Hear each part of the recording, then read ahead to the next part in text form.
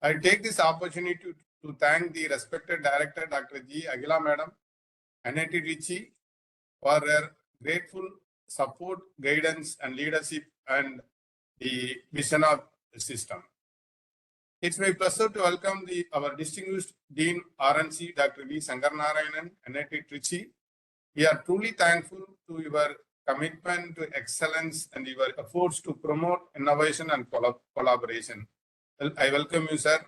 Let me extend our warm welcome to our chief guest, Dr. Amaro Olimpia Pereiro Jr., Professor, University Federal do Rio de Janeiro, Brazil. It's an honor to have with you.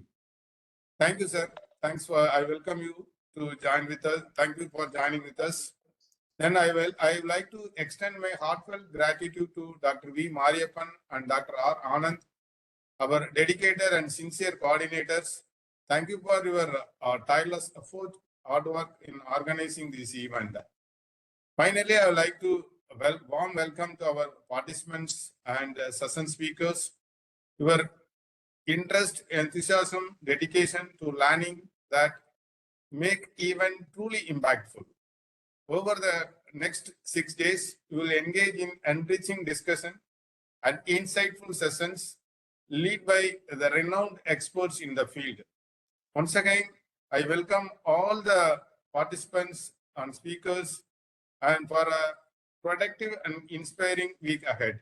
Thank you for the great opportunity. Sir, over to you, please.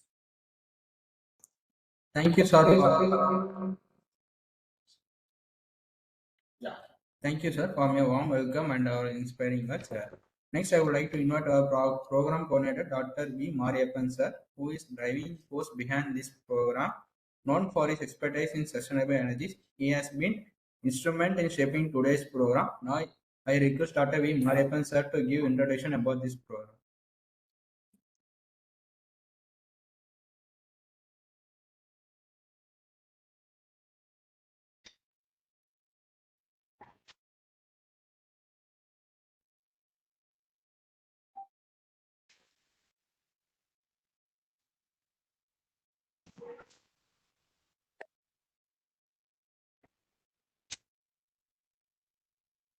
Good evening, one and all.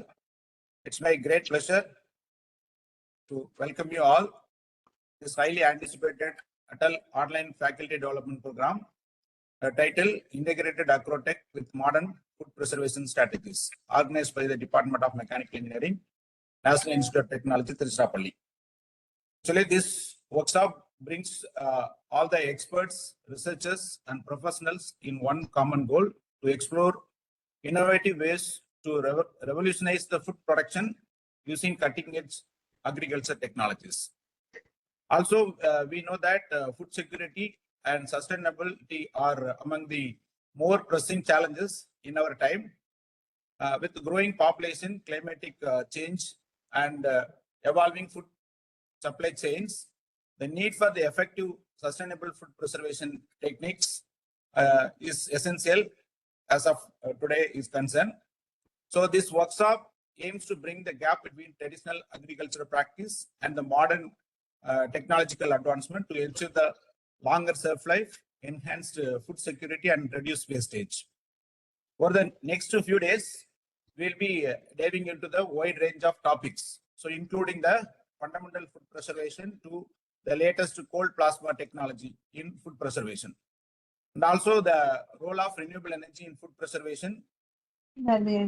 Then video entrepreneurial opportunity in the food processing industry. Then also we are going to see the regulatory compliances in the food safety and cold storage innovations. And also we are going to see the training on hygiene practice and irradiation techniques.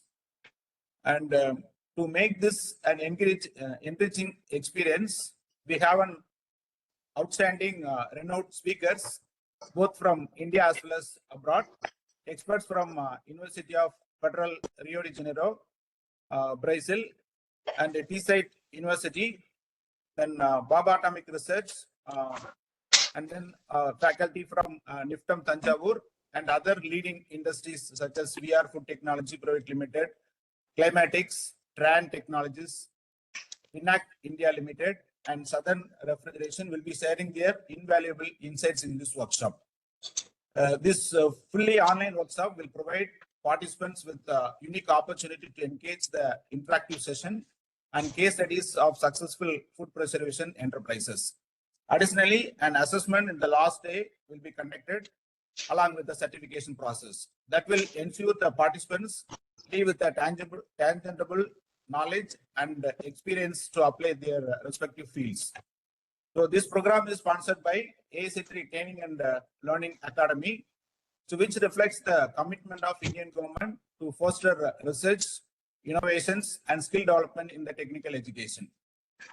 It is open to faculty, researchers, industry professionals, and policymakers, building a community that leads to future food security. So there are about 190 participants. I thank all the participants for their interest shown to register this workshop. So as we begin this existing journey together, I encourage you to make most of this opportunity, engage, always be engaged in the workshop, ask questions, and explore new possibilities. So the knowledge and ideas shared here can shape the future of the food preservation and agriculture. So once again, I warm welcome the chief guest, Professor Amaro, and Dean Research and Consultancy, Dr. Sankar Narayanan, head of the department, Dr. Suresh, and another coordinator, Dr. Anand sir, and all the participants. So I look forward to an engaging, insightful workshop ahead. Thank you again. Thank you so much.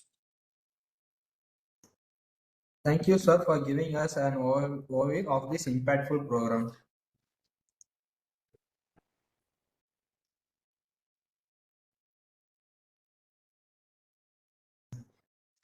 Now we are privileged to have with us today our special chief guest, who is pioneering in sustainable innovation and has been at the forefront of developing cutting-edge solutions to address environmental challenges. His dedication to fostering green business opportunities is truly inspiring. Now it's my pleasure to welcome Dr. Amaro, Olympia Peral Junior Sir, Professor Pedal do Rio de Janeiro, Brazil, to address the gathering. Thank you for this introduction. Is it audible? Can you hear me? Yes, sir. Okay. Yes, Professor. Sorry, in the beginning. Yeah, yes. Thank you. I had some problems in my audio in the beginning, but now it's okay. I can hear you. So thank you very much for this invitation. For me, it's a pleasure to participate in another workshop in NIT. I had the opportunity to spend 2 months in this university, NIT, in 2019. So it was a pleasure to participate or to interact with you all during this period. So the city, Tirutirapalli, is also a nice place to visit. So I really had a good time in Tirutirapalli. And for me, it's also an honor to integrate this workshop because the period I was in NIT, I participated at least in 2 or 3 workshops, and all these workshops were very inspiring. So for all the participants, it's a very good opportunity to share the experience with professionals from India and other countries in the world. So I'm very happy to integrate this workshop. And later on, I will have the opportunity to share some a talk about sustainable energy production. So again, thank you very much for the invitation, and I wish for all participants to enjoy this workshop. Thank you.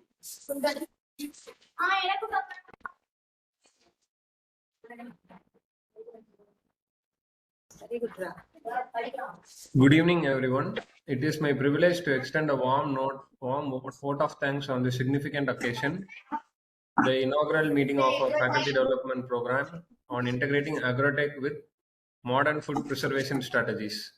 First and foremost, I extend my heartfelt gratitude to our chief guest, Dr. Amaro Olympia Sir, for gracing this occasion and setting the stage for an insightful learning journey. Your presence and expertise will undoubtedly inspire and guide us throughout this FDP.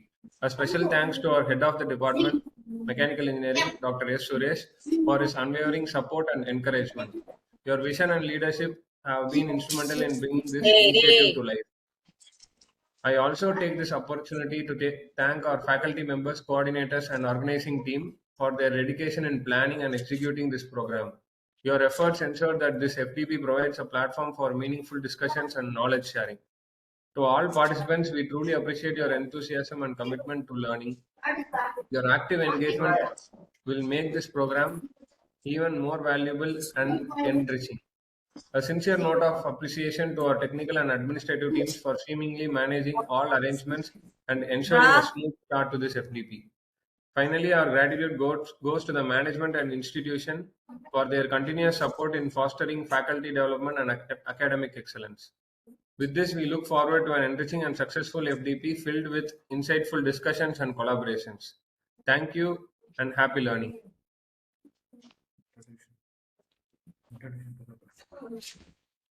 Introduction will. So before moving to the next session, there's some set of instruction to the participants. So if you are not using the mic, please mute your mic. All of you, please mute your mic so that there will not be any disturbance to the other participants. So that clarity will be there, whatever the. We'll start the session, next session in a while.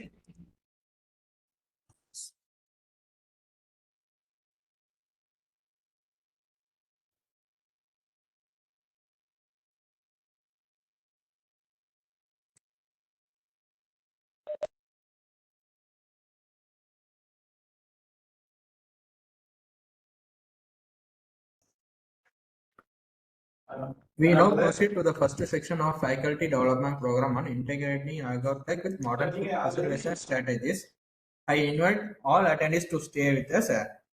We start the course with lecture on sustainable energy production by Professor Dr. Amaro Olympia Pereira, sir.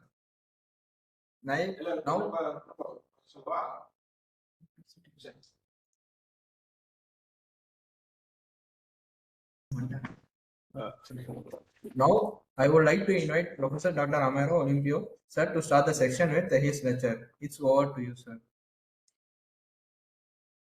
Thank you. Can I share my screen?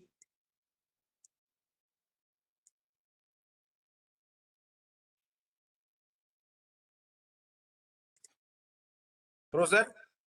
Yes. Can I share my screen? Yes, Professor. You can share. Let me see.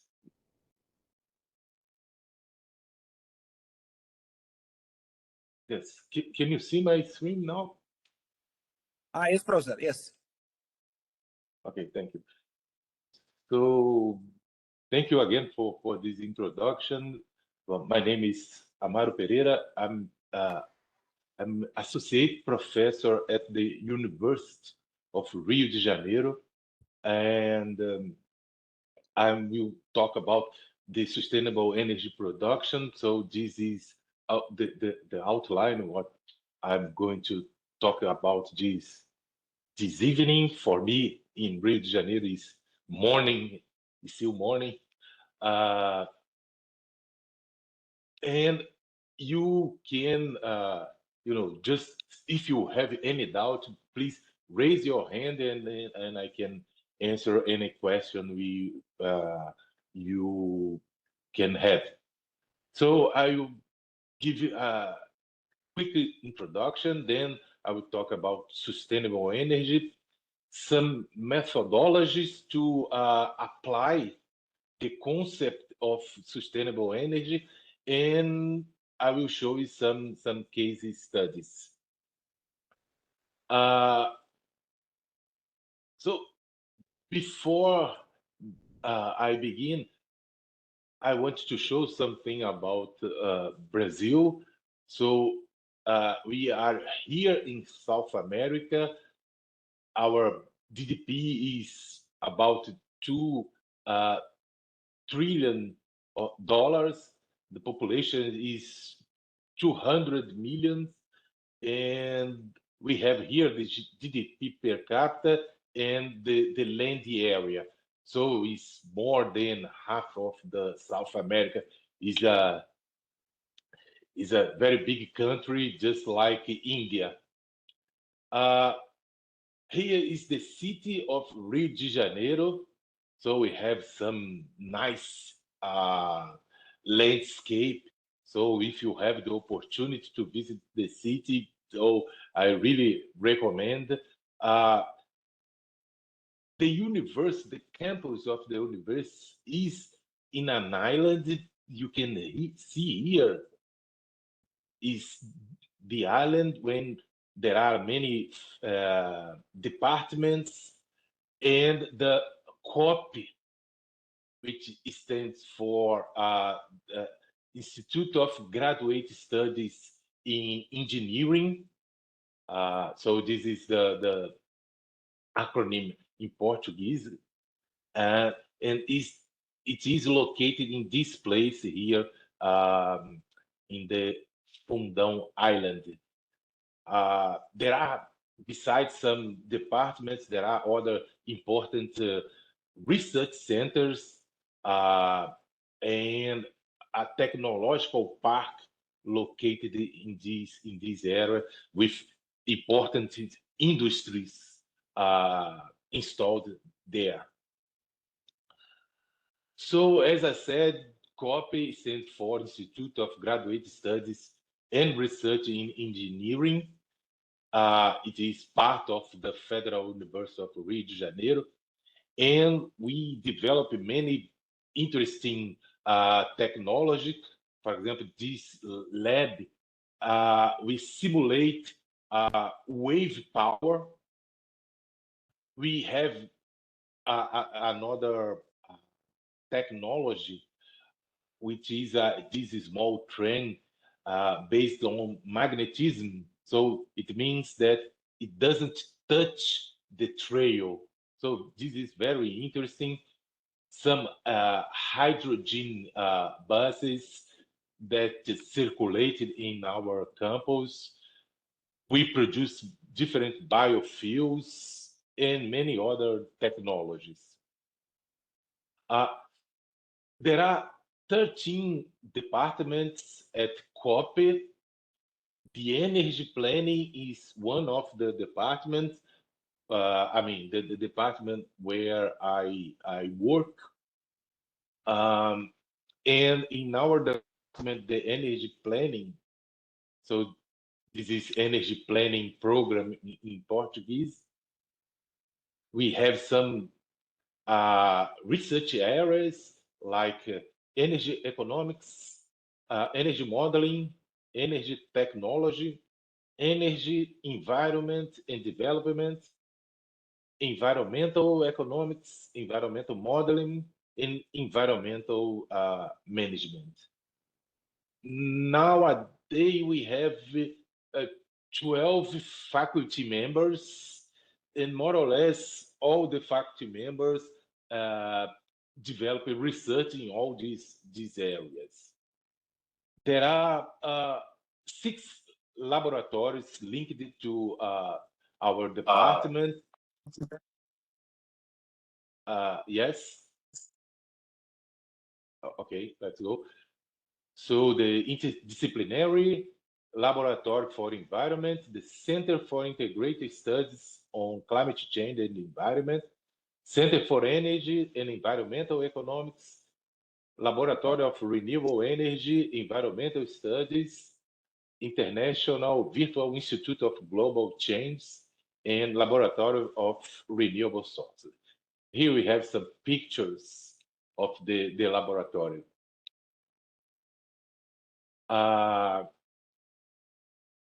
Here we have the picture of our department.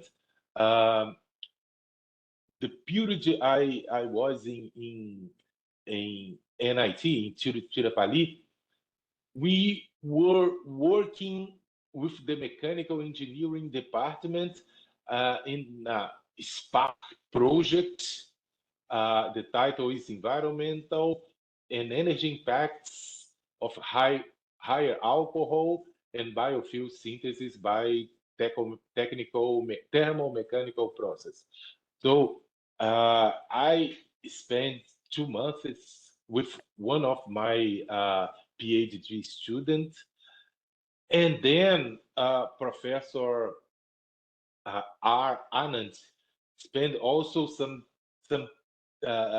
time here at our university, and two of his PhD students also spent 3 months here. So Sir? this project, we really had the opportunity to exchange experiences. Yes, please. Professor, are you changing the slides? Yes. Yeah, here it is the first slide only. Okay, I will try to share my screen again.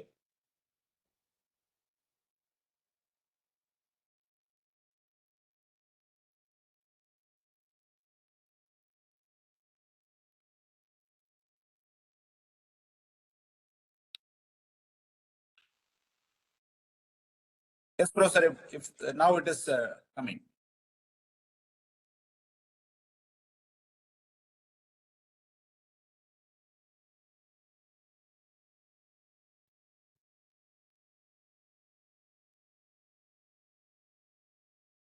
My screen now? Yeah, now, yeah, it is changing now. It is changing. Yes, So yes, I'm really sorry because I had some nice pictures to show. yeah, yes, you can show it, please, sir. Let me show you again. This is some pictures of the city of Rio de Janeiro. This is where our campus is located. In fact, this campus is, as I said, an island, and this is where our department is located. So these are some technologies we developed at our university, in our institute, and the department we had there. So we have, for example, ocean engineering, biomedical engineering, civil engineering, industrial, system engineering, computer science, chemical engineering, electrical engineering, nuclear engineering, mechanical engineering, transport engineering, metallurgical, and nanotechnology. So this department is the most recent department in the institute, the nanotechnology. Is it changing the slides now? Yes, Professor, changing now. Okay, thank you. So as I said, we were involved in these projects, and we could publish some papers. And now the two PhD students that spent some time here had now their PhD degree now. Also, we had another project approved at the BRICS framework program with Tomsk Polytechnic University in Russia. But the problem is the project was approved during the pandemic. So we couldn't develop anything in this project. And me and Professor Anand, We are still trying to approve other projects so that we can continue our collaboration. So let's start the presentation now.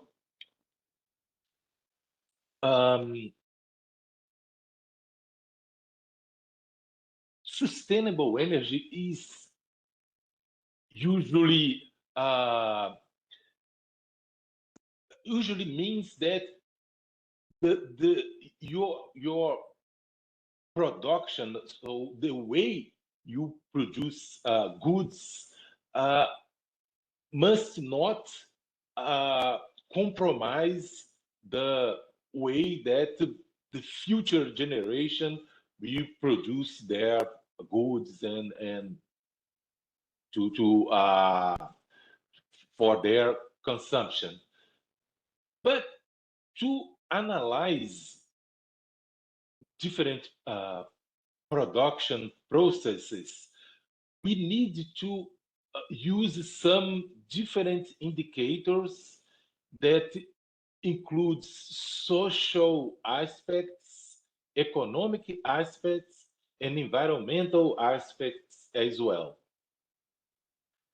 So there was a first meeting in Rio de Janeiro in 1992 to discuss the concept of sustainability.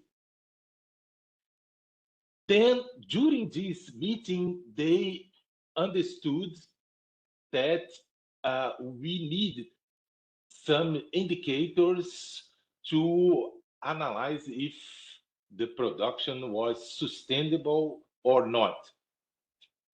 And then in Rio Plus 20, that took place in Johannesburg in 2002, so many institutions proposed different indicators. Here we have an example of these kind of indicators. So all of them energy indicators, and as showed in this slide,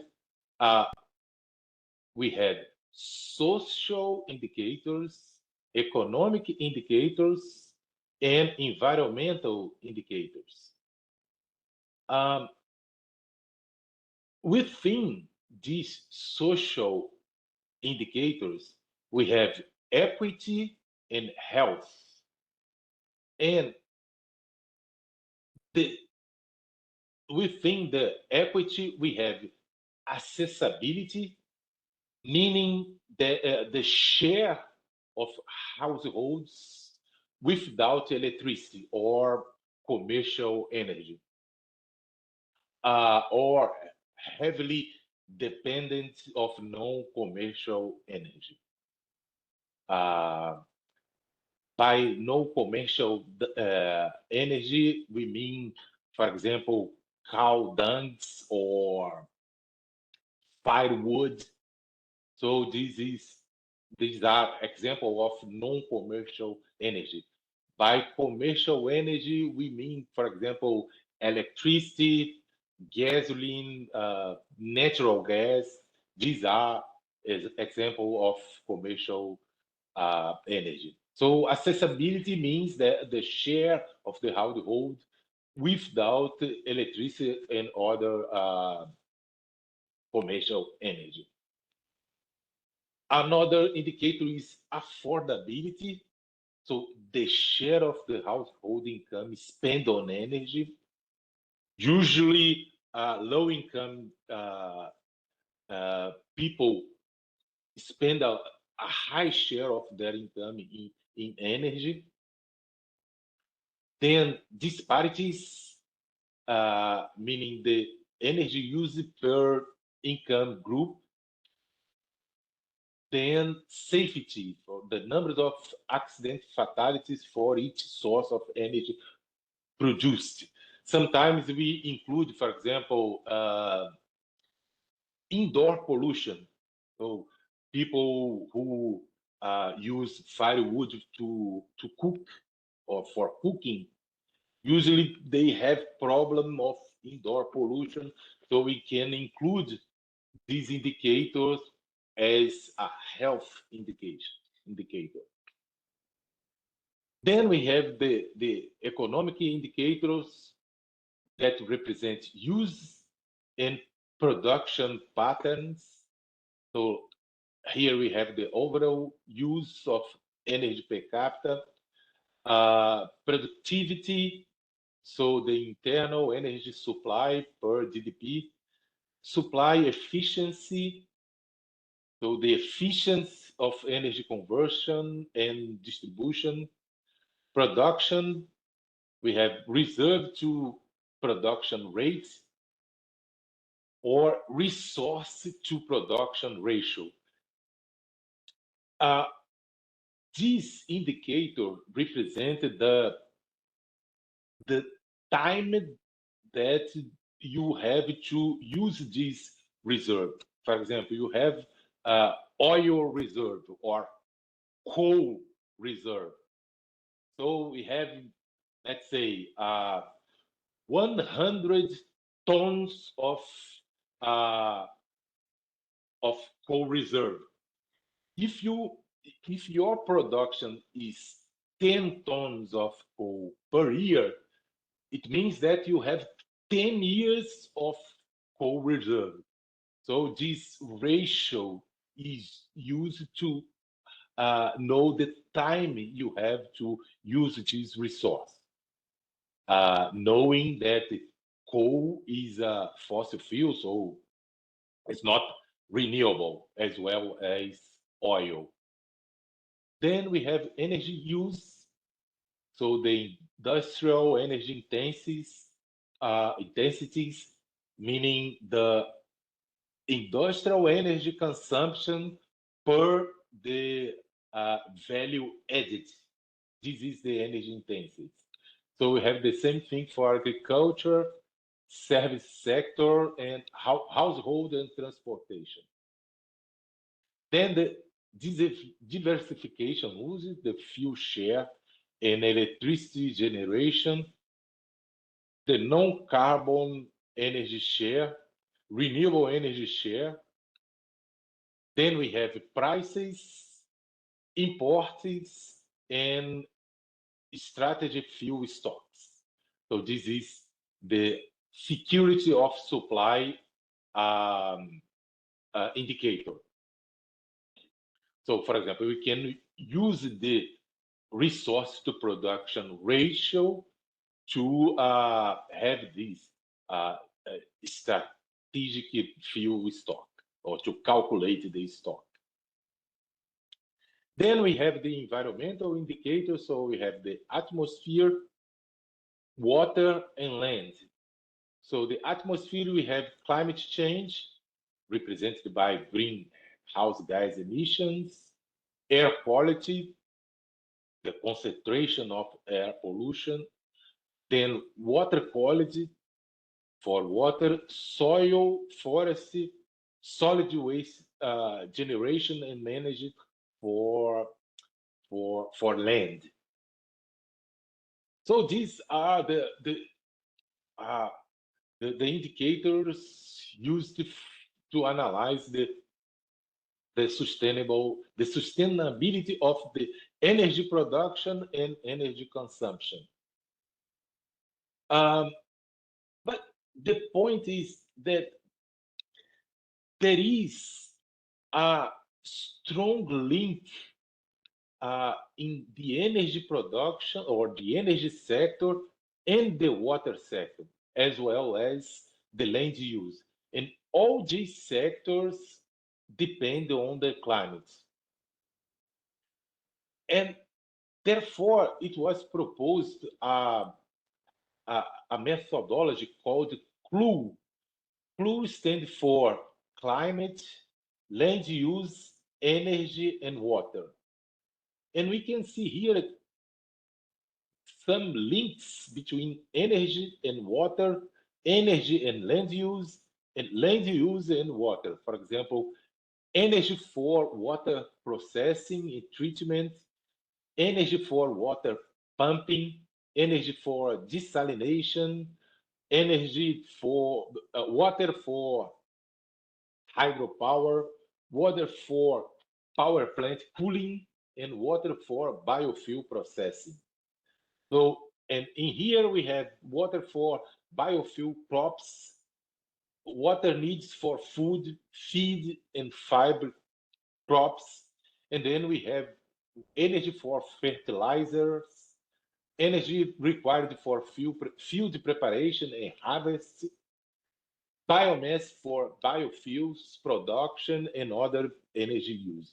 So, as there are many strong links between these three areas, and of course, the climate, so the idea was to develop a methodology uh, to integrate all this sector, and integrating all this sector, we can say that the production is sustainable. So there are the same approach for food security, water security, and energy security. So we can have methodology for these two approaches. And during the Rio Plus training that took place in the city of Rio de Janeiro, uh, it was proposed the Sustainable Development Goals, and they proposed 8 development goals, and uh, the declaration of these goals was during the Rio Plus 20, and during this conference, they established inclusive and transparent intergovernmental process open to all stakeholders with a view of to future developing global sustainable development goals to be agreed by the General Assembly. And during the conference, there was a, a, a poll to analyze with the participants what they uh,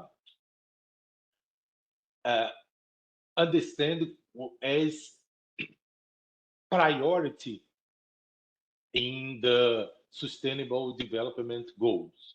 And the majority responded food security and sustainable agriculture, water and sanitation, and energy. Also, climate change, environmental, and management of natural resource. I mean, all the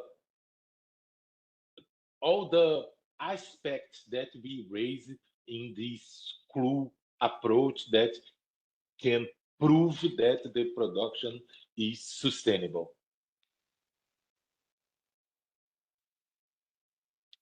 Then the final report of this conference established, for example, that in this report they should have a special chapter on CLU, meaning climate, land use, energy, and water.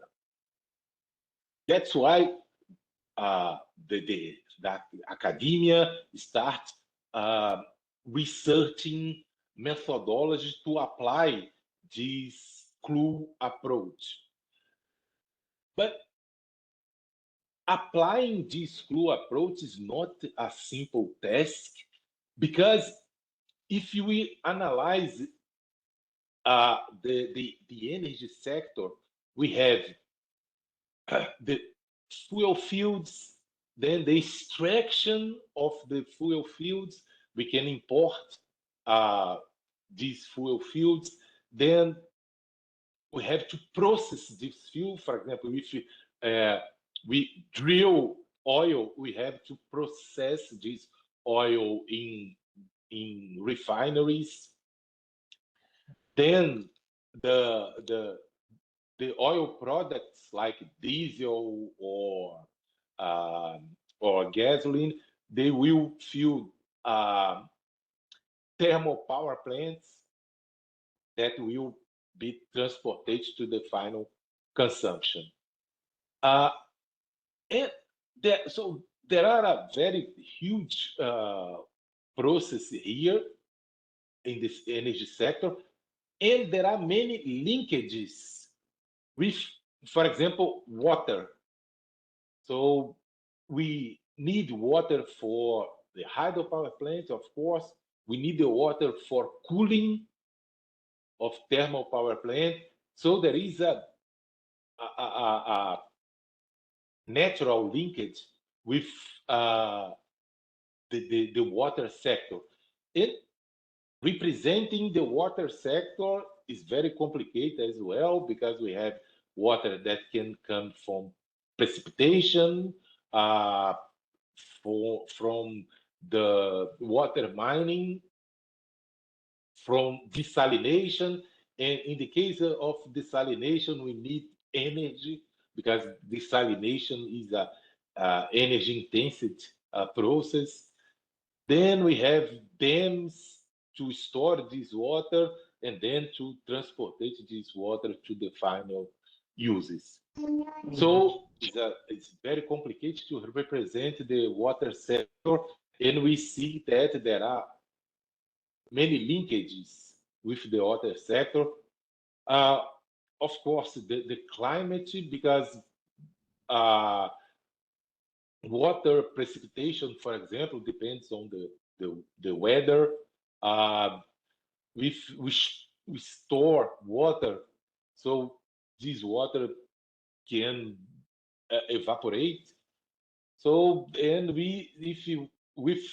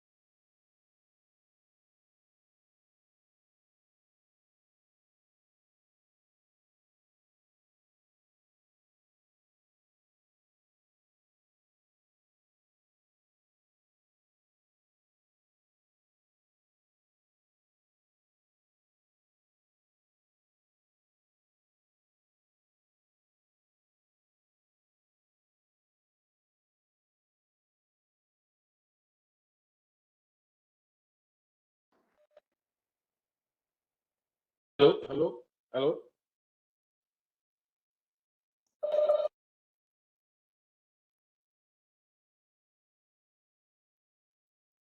hello. Yes, Yeah. yes. Sorry, I- my internet is very unstable. Yeah, no problem. We can continue. Let's start it. Can you see my screen? Yes, Professor. Yes. Yeah, no, I have to repeat this, because not sure if you could follow these statements. So what I was saying is that the the the Global Sustainable Development Report gave a very good focus on what we call CLU approach, meaning that we integrate climate, land use, energy, and water. And to represent these these four aspects is not a simple task, because we have to represent all the energy sector, Sangeetha madam ని delete చేయి starting from the screenshot తీయడం extraction of fuel in the fuel fields, and then processing, transportation to the final use. And there are many linkages with water and the climate. Of course, with the land, because, for example, if you produce biofuels, you need land. For example, we build a hydropower plant, of course, we need land. So to represent all these four sectors, not a simple text. See? But the idea is to, think about possible methodology to apply the crew approach and therefore show that the production is sustainable or not. So there are some possibilities. One of them is optimization, or try to optimize all these sectors together with, of course, not a simple text. We have to have a very robust computer because it's very intense, the use of computer to represent all these models. So optimization is not a good idea. Another possible methodology is system dynamic. So the concept of system dynamic is to have some stocks and flows. So, for example, we can represent the household electricity demand as a stock, and then we have the electricity price as a flow, the income or household income as another income. So with price, depending on the price and depending on the income, the household can use electricity. This electricity can come from different technologies and different sources. So if we combine stocks and flow, we can represent, for example, the land use as one stock, the energy use as another stock, climate and land, and this we can link with some represented as flows. So system dynamic is a good possibility, and as it doesn't optimize, so the computation cost is very low compared with optimization. Another interesting methodology is input-output matrix. Input-output matrix is a methodology very common in the economy field because it represents the flow of production in different sectors. For example, this is the destination of the agriculture production. This is in terms of in monetary values. So again, this is the destination of the agriculture production in monetary value. So the production of agriculture can go as input for the agriculture sector, or for the mining sector, or for the manufacturer sector. And the agriculture sector can go to the final demand, and final demand is composed for the household consumption, investment, government consumption, and sports. So with this picture, we represent all the economic sectors and the interdependence of these sectors. But besides the monetary values, we can also represent some ecological commodities outputs like SO2 and hydrocarbon as a result of this production, agriculture, mining, and manufacturing. So these are the outputs, so pollutants, that result from these economic activities. And in this case, we represent in physical values instead of monetary values. And in here, we have some inputs. So for the agriculture production, we need water and we need land. The same thing for the mining sector. So we need water and land. And again, this is in physical values. So with input output, we can integrate monetary values with physical values. Then we can represent the concept of the crew approach, because we have here water, land, we can represent here, for example, energy, and here we have the climate indicators. So you can put all this information in this table and then make all analysis we need. And finally, we have the data development analysis. Is a statistic concept very known in the economic field as well, because the idea here is to represent different inputs and outputs.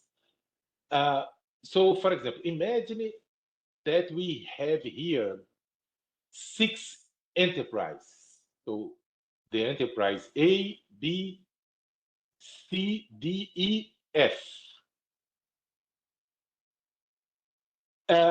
And these companies or enterprise produce the same good. So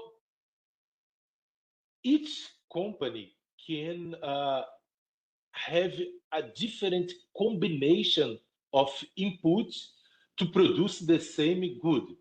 For example, to produce cars, we can have steel, plastics, etc. But the combination is different. And the data development analysis compare different production processes and then show the most efficiency company to produce this good, for example, cars. And then with this methodology, we build a frontier that we call efficiency frontier. And all the companies that are in this efficiency frontier are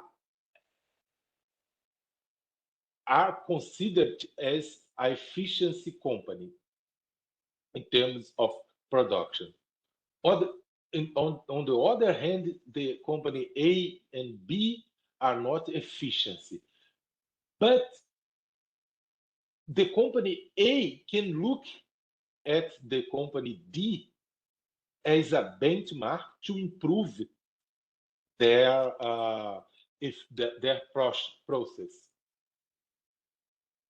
Then the point is that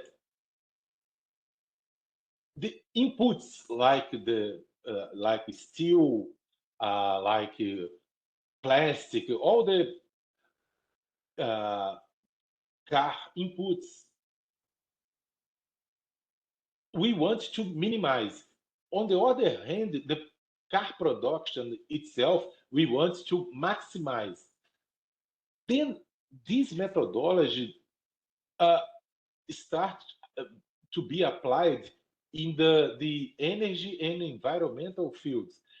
Because, for example, the CO2 emission or the air pollution, we want to minimize. And for example, the employment or job creation, we want to maximize. So they, they, the methodology consider now inputs as something we want to minimize and outputs something we want to maximize. And then we can use, in this case, water, energy, CO2 emission, and land. So we want to minimize the use of energy, water, land, and minimize the use of the CO2 emission, and then maximize the production, maximize the job creation. And we put all together to apply the concept of approach. Then I was invited by the International Atomic Energy Agency to discuss possible methodology to apply this concept of CLU, climate, land use, energy, and water. And the agency invited different countries to discuss, or researchers from different countries to discuss possible methodologies. And then one researcher from Germany presented this case study in the Mauritius Island, which is a very small island in the Indian Oceans, so not too far from India, as you can see here. But the idea here is that as it is a small island and the frontiers are very well defined, so this would be a very good case study to apply this concept. And another interesting thing about Mauritius Island is that they produce ethanol and export to Europe. So this was another motivation to apply the CLU concept in this island, because the Europeans wanted to know if the ethanol production in Mauritius Island was sustainable. So this was a very good opportunity to apply the full approach and see if the ethanol production was sustainable. Then they used 3 different models. This is WIP and LEAP. WIP is a water model. LEAP is an energy model. Both of them were developed by the Stockholm Environment Institute. So they are free, so you can download it from the internet. It's very easy, and as it's free, it's very interesting to use. And another model, in this case, the land use model, AEZ, developed by the FAO, the Food and Agriculture Organization. So they showed for us this case study so that we can, be inspired to apply similar approach. But the point about the clue approach is it is very interesting for decision makers because we have a platform that we can show, for example, the consequences of increasing the ethanol production, the consequences in terms of water use, in terms of CO2 emission, and in terms of land use. So we can put all decision making in the same room and show all the consequences of different policies. So it's very interesting to policy analysis and policies harmonization because we can different decision makers can discuss about this technology, and also we can have technology assessments and we can develop scenarios to facilitate the decision makers. So we in Brazil decided to use a similar approach here again to analyze the ethanol production. Ethanol in Brazil is very important in the energy sector because the 47% of our domestic energy supply come from renewable energy, and within this renewable energy we have electricity or hydroelectricity, biomass, and sugarcane production. So we use sugarcane to produce ethanol, and also the sugarcane bagasse we use to produce electricity. So as we use ethanol to replace gasoline, so we usually understand the ethanol production as sustainable. But the point is, okay, it's sustainable in terms of CO2 emission, in terms of climate change. But what about the water use? Because where you have to raise the sugar cane, of course, consumes water.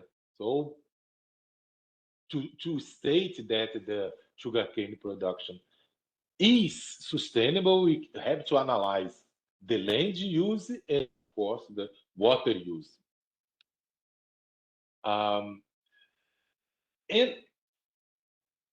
what is interesting about ethanol in Brazil is that the government creates a program to produce ethanol in 1975. I mean, just after the first oil shock, and the idea was to produce ethanol to replace oil products, also to reduce the dependence of oil imports.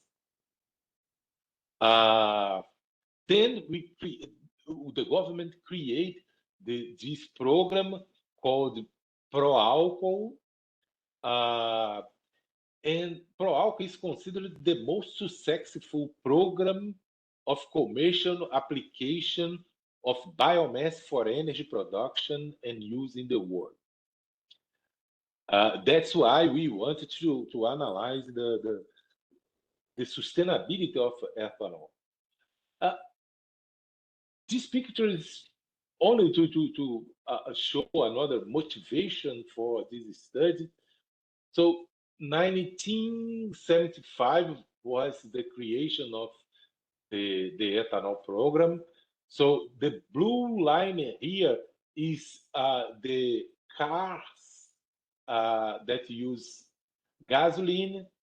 Then the ethanol is the red line. in Brazil, we have what we call flex fuels car. It means that we can use ethanol or gasoline or any mix of these two fuels, and we you just need to see what's the cheapest fuel in the moment. You choose, you put in your tank, and that's it. Of course, the performance of the cars with ethanol is lower than gasoline, about 70% lower than gasoline. So we see the price, we have to check if the price is 70% lower than gasoline. So if it is lower, it's worth to put the ethanol. And then the diesel cars is the purple line here. So after the launch of the ethanol production, 9 of the new cars were ethanol cars. But the problem is in the 80s, the price of the oil dropped. So usually the ethanol during this period was more expensive than gasoline. So people chose to buy again gasoline cars. But after the flex fuel cars, the consumption of ethanol increased again because you can choose any fuel you want, usually the cheapest. And after the flex fuel cars, we have the consolidation of the pro alcohol or ethanol program afterwards. So here is where the sugarcane production is concentrated. And here is the state of São Paulo, and here are different states, but the main production is in the state of São Paulo. There are many other promising areas, and if the ethanol program increase again, we will use this area because São Paulo produce a lot of sugarcane, and of course there is a limit for this production. So we have good opportunity now for the ethanol market after the flex fuel cars. And all depend on the oscillation of the oil price. So when the oil price drops, so we start using the ethanol. And ethanol is, in the beginning, the idea was to replace the oil products, but now it's interesting also to reduce the greenhouse gas emission. And also there are many countries importing ethanol. So for Brazil, this is really a good opportunity. But the point is, again, is the ethanol production sustainable? So here again is the fields of sugarcane production. Here is the state of São Paulo. But we see that the sugarcane production is expanding to other states. Here we can, again, have a better picture. Again, here is the state of São Paulo, and here is the Paranaíba Basin. where the sugarcane production is expanding to. We can see the picture of the year 2006 and 2011. We see that the sugarcane production increased a lot in this region, and the ethanol production is still increasing, not only for domestic use but also for exports. And again, there are many studies showing that the ethanol, the sugarcane production in this region is increasing. And we have to pay attention for that because the sugarcane uses a lot of water. This is its phase of the development of sugarcane. But the point is, in the state of São Paulo, irrigation is not necessary because the precipitation is enough to not depend on irrigation. On the other hand, in the state of Goiás or in the Paranaíba Basin as a whole, irrigation is required. So the pressure on water use can compromise the sustainability of the ethanol or the sugarcane production in this region. Then we start analyzing this. We did first the calculation of the water footprint of ethanol production. So to analyze the water footprint of ethanol production, of course, we have to analyze the sugarcane production and the ethanol production itself. So we first use this model called CropWatt, also developed by the FAO. Is some databases from the FAO as well, and other databases that we had in our country. So with this, we had some interesting studies. Just to give a definition, there are three types of water footprint, which is called green water, blue water, and gray water. Green water is water from precipitation or from rainfall. So this is like what happens in the state of São Paulo. Blue water, on the other hand, means that irrigation is necessary. And gray water is the water used to treat the water that will be launched again in nature. So we have to treat the water to launch in the nature again. So this is the gray water.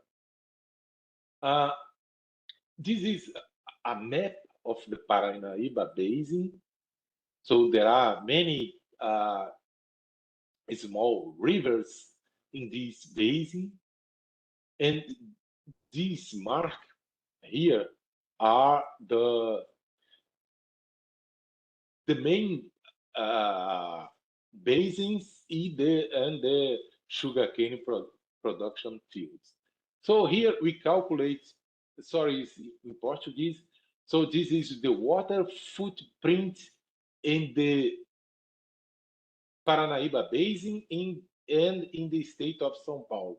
So in the state of São Paulo, the water footprint is lower than in Paranaíba Basin as we thought in the beginning. And then besides the water footprint of the sugarcane production, we also calculated the water footprint of the ethanol production. So we have to sum up these two water footprints. But this is the average in Brazil. So the majority is São Paulo. Again, Paranaíba Basin is higher than in other countries or other states like São Paulo. And these are all the crops production in the Paranaíba Basin. So rice, coffee, sugarcane, beans, corn, and soybeans. So soybeans is increasing a lot, as well as sugarcane. Usually, sugarcane is replacing other cultures. And then we compare the water footprint of different crop production, like corn and soybean, in terms of water per ton of crop produced. Sugarcane is much lower than other crops, but the problem is to produce 77 tons of sugarcane, we use a lot of water in the same space. This is 1 hectare. We, as football in Brazil is very common, we usually compare the space with football field. So we see in this picture that we produce more sugarcane in the same space, but it consumes much more water than other crops. So we analyze different scenarios of CO2 emission to calculate the water footprint.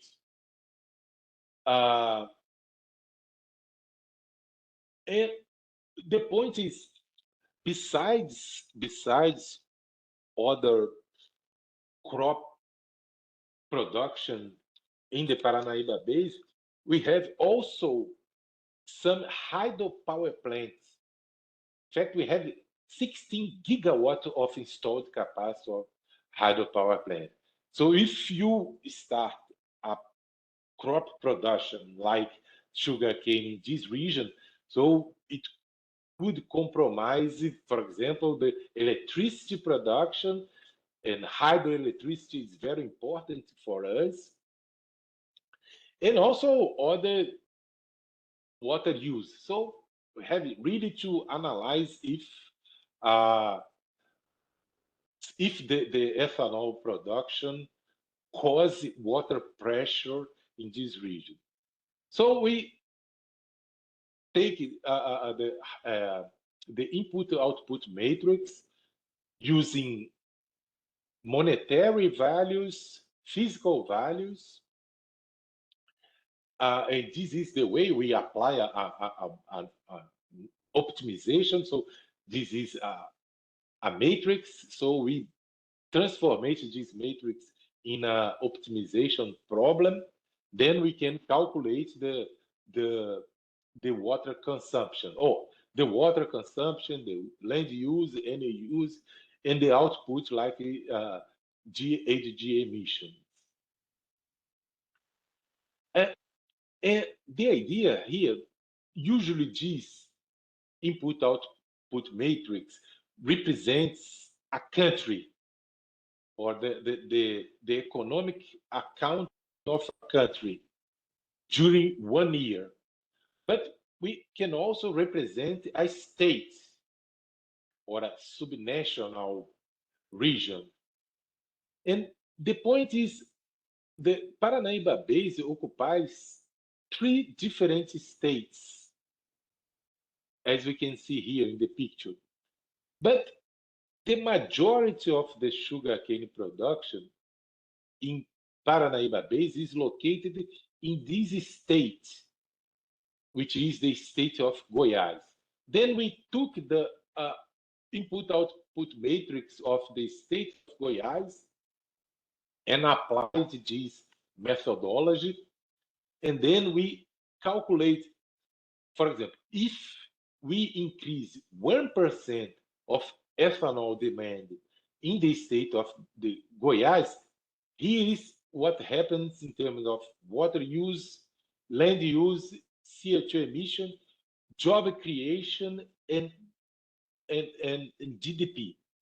These are the impacts of increasing 1% of the ethanol demand. So we can do the other calculation, for example. If we know what is the limit in terms of water pressure, we know how much we can increase the ethanol production in this region to know what is the impact in terms of the water use and land use, which are more critical, or environmental aspect more critical. So we took the state of Goiás again and analyzed the water pressure. We calculate the water pressure. This is the surface water availability. As this value, there is an uncertainty. This is with 95% of certainty.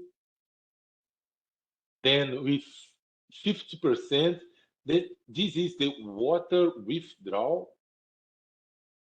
This is the water balance. So meaning the water withdrawal and the water supply. So we have a balance.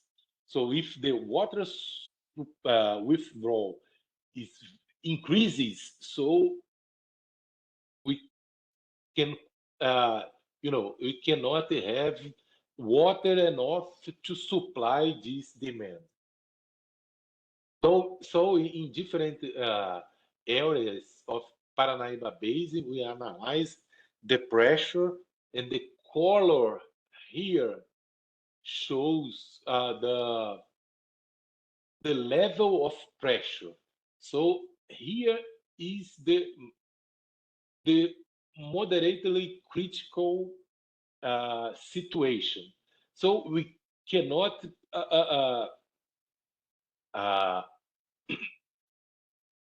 use more water because this is the limit in terms of water balance. So we took this value. We took this value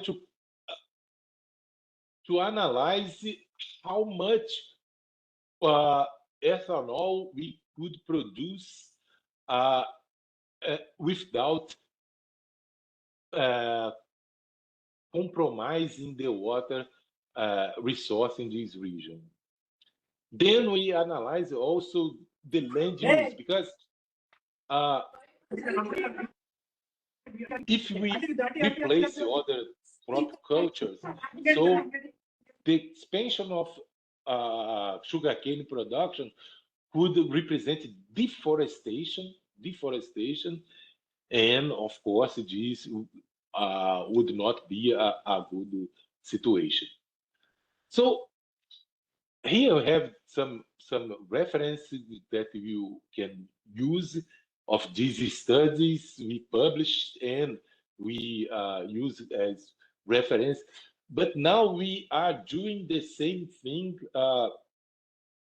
with banana peel. There is a factor that produces banana candy, and this factory produces 2 tons of banana peels per day. So our idea is to produce bio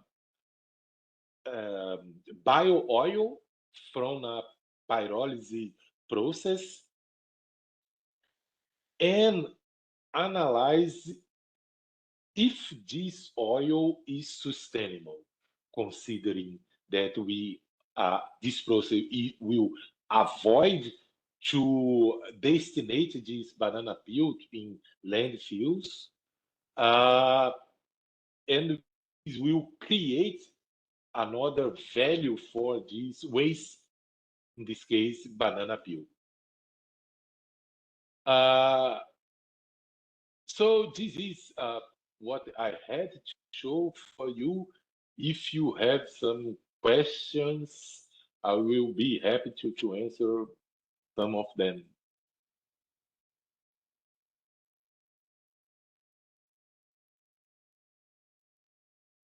Thank you, Professor, for your very nice presentation. And participants are requested to raise your hands for your question. And one of the participants he has asked one question. I'll read that question. Do using ethanol as fuel cause CO2 emission same as gasoline, or emission lesser compared using gasoline? This was the question posted by Mr. Vipin. Mhm. Yeah. Using ethanol, the CO2 emission is much lesser than gasoline, because in fact, when we burn ethanol, the CO2 emissions is lower, but there is CO2 emission. But the point is, when we grow sugarcane, we capture CO2. That's why when we burn ethanol, the balance is almost zero. That's why we consider that the CO2 emission from ethanol is almost zero.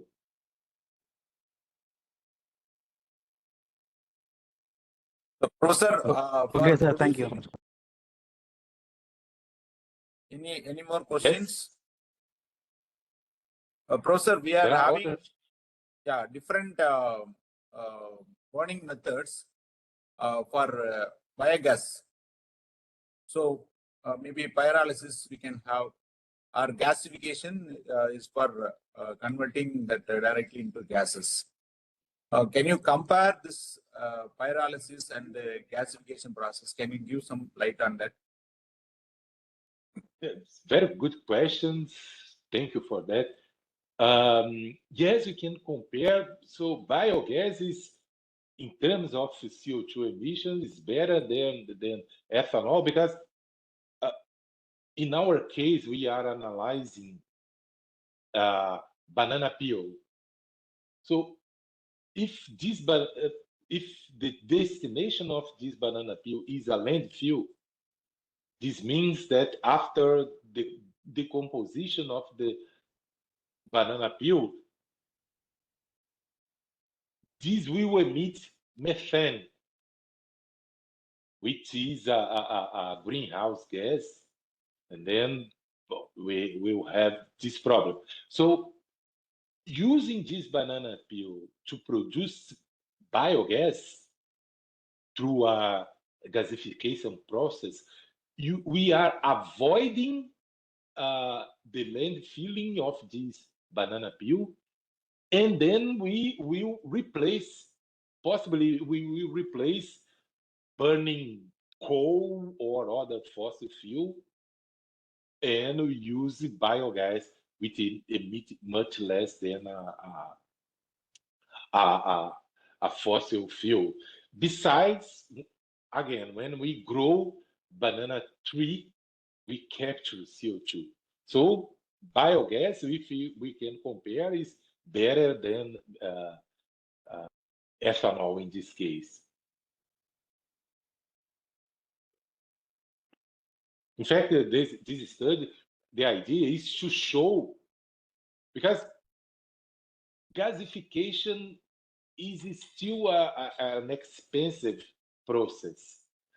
But if we calculate all the benefits we can have producing or using or reusing the banana peel, so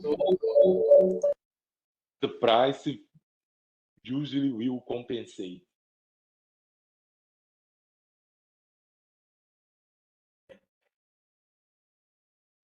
Any other question?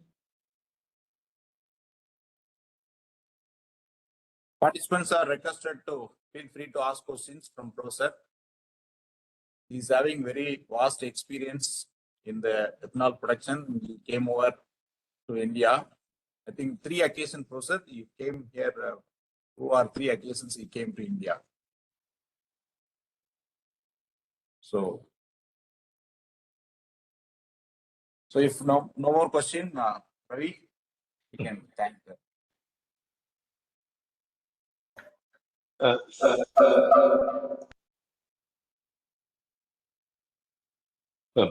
Thank you very much for this you, sir. opportunity. The hope a very successful workshop for you, for all participants.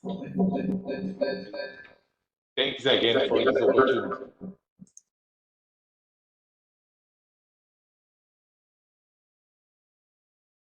Bye bye.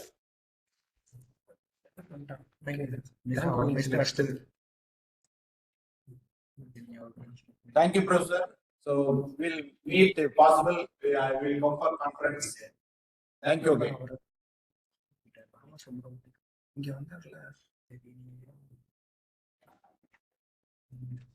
Feedback கேட்கறேன் நீங்க உங்களுக்கு intro பண்ணிட்டு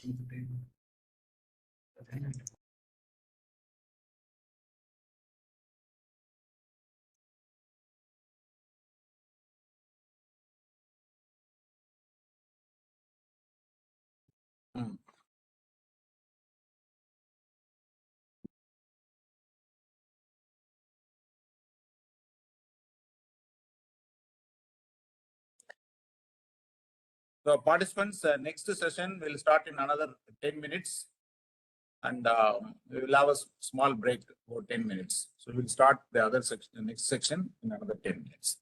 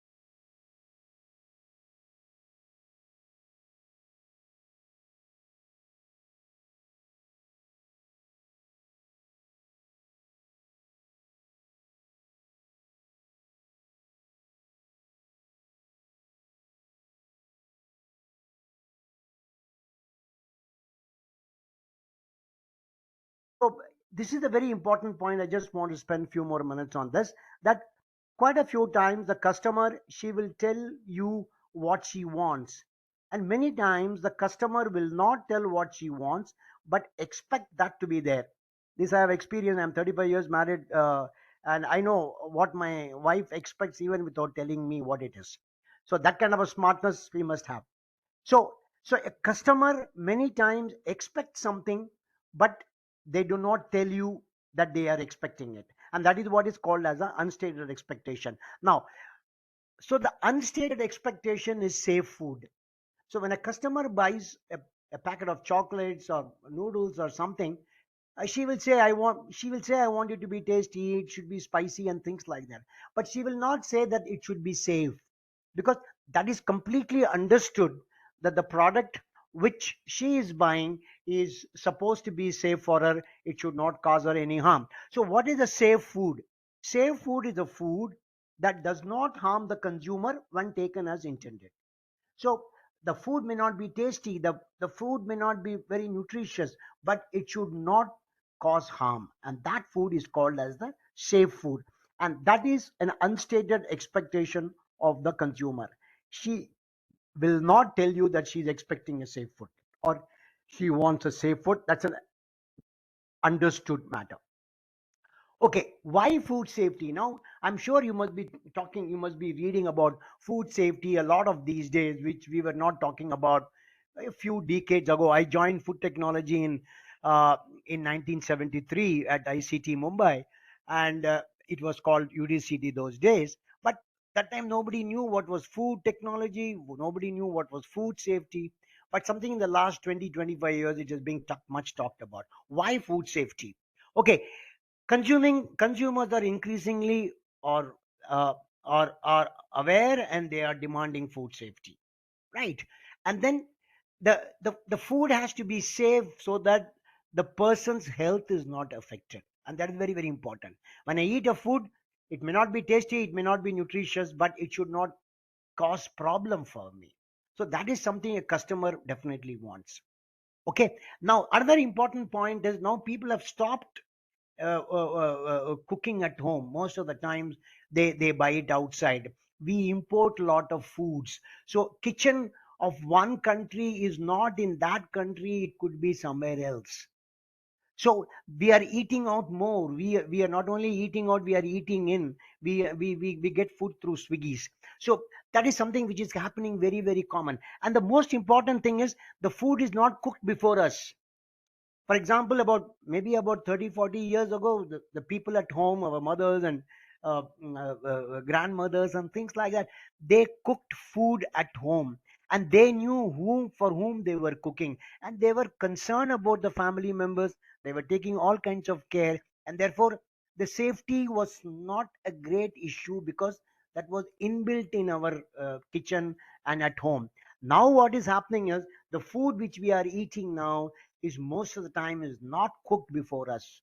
It's cooked outside, out of our sight, and somebody whom we don't know. And that guy or the gal who is cooking it also does not know to whom it is going. So the food safety becomes very, very important. Now, I want to give you a few incidences of Indian food safety problem. In 2023, I don't know how many of you remember, 25 children died in Bihar school eating a midday meal. And, can you hear me? Am I audible? ஆமா Am I Yes, sir. audible? Audible, sir. Audible, sir. Yes, sir. Yes. Thank you, because I get some disturbance. Yeah. So about 25 people, children died in Bihar eating contaminated midday meal.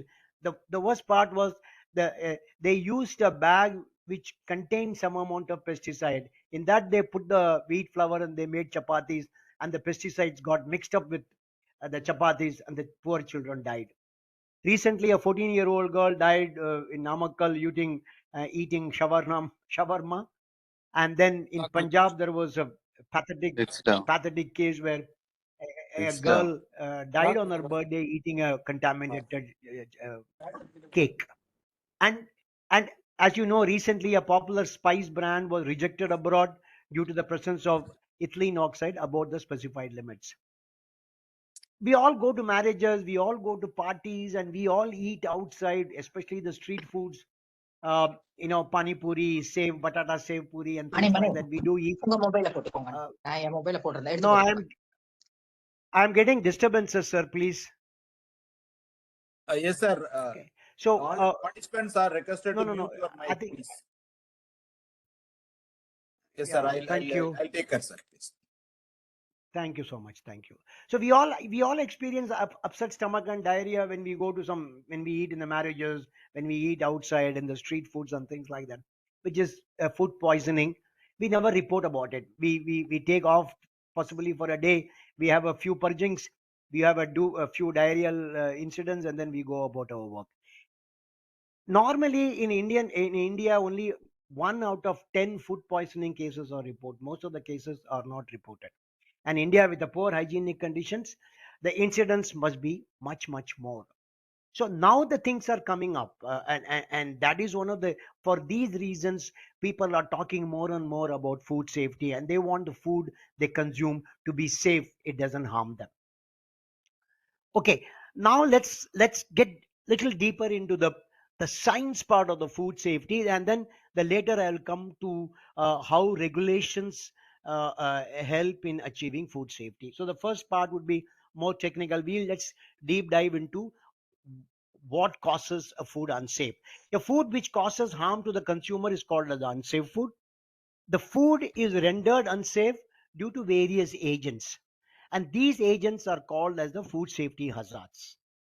Now, the food safety hazards, or the agents which cause unsafe food, can be categorized roughly, into 3 categories: biological, chemical, and physical. So these are called as the food safety hazards, which can be categorized into these 3. And so these food safety hazards are agents with the potential to cause adverse health effect. Let's go a little deeper into the individual safety hazards, that is the biological, chemical, and physical. Biological, I see maybe many biotechs are there. This must be a very common thing for them. The common biological hazards in food, which are mostly invisible, is bacteria, yeast, protozoa, molds, and viruses. They are, in fact, so they are invisible. So they are very difficult to find out, and they can cause havoc. So these are some of the invisible biological hazards like bacteria, yeast, and things like that, molds. And then you have got visible ones like flies, worms, and cockroaches and caterpillars. They do not create so much problem because they are physical, they are visible. You can pick it up and throw it out. But when they come in, they don't come alone. They may also bring the other invisible microbiological hazards. So that is one of the reasons why these can also cause problem. Okay, now what are the consequences of biological hazards? Usually they cause foodborne illness, and initial starting is usually nausea, vomiting, abdominal cramps, diarrhea, fever. This is how it starts most of the time, and many times in a couple of days, even without much attention, if you take care by the normal process, they can be taken care of. In some instances, especially in you got some deadly bacteria like Clostridia and things like that, where there could be resulting in paralysis and death.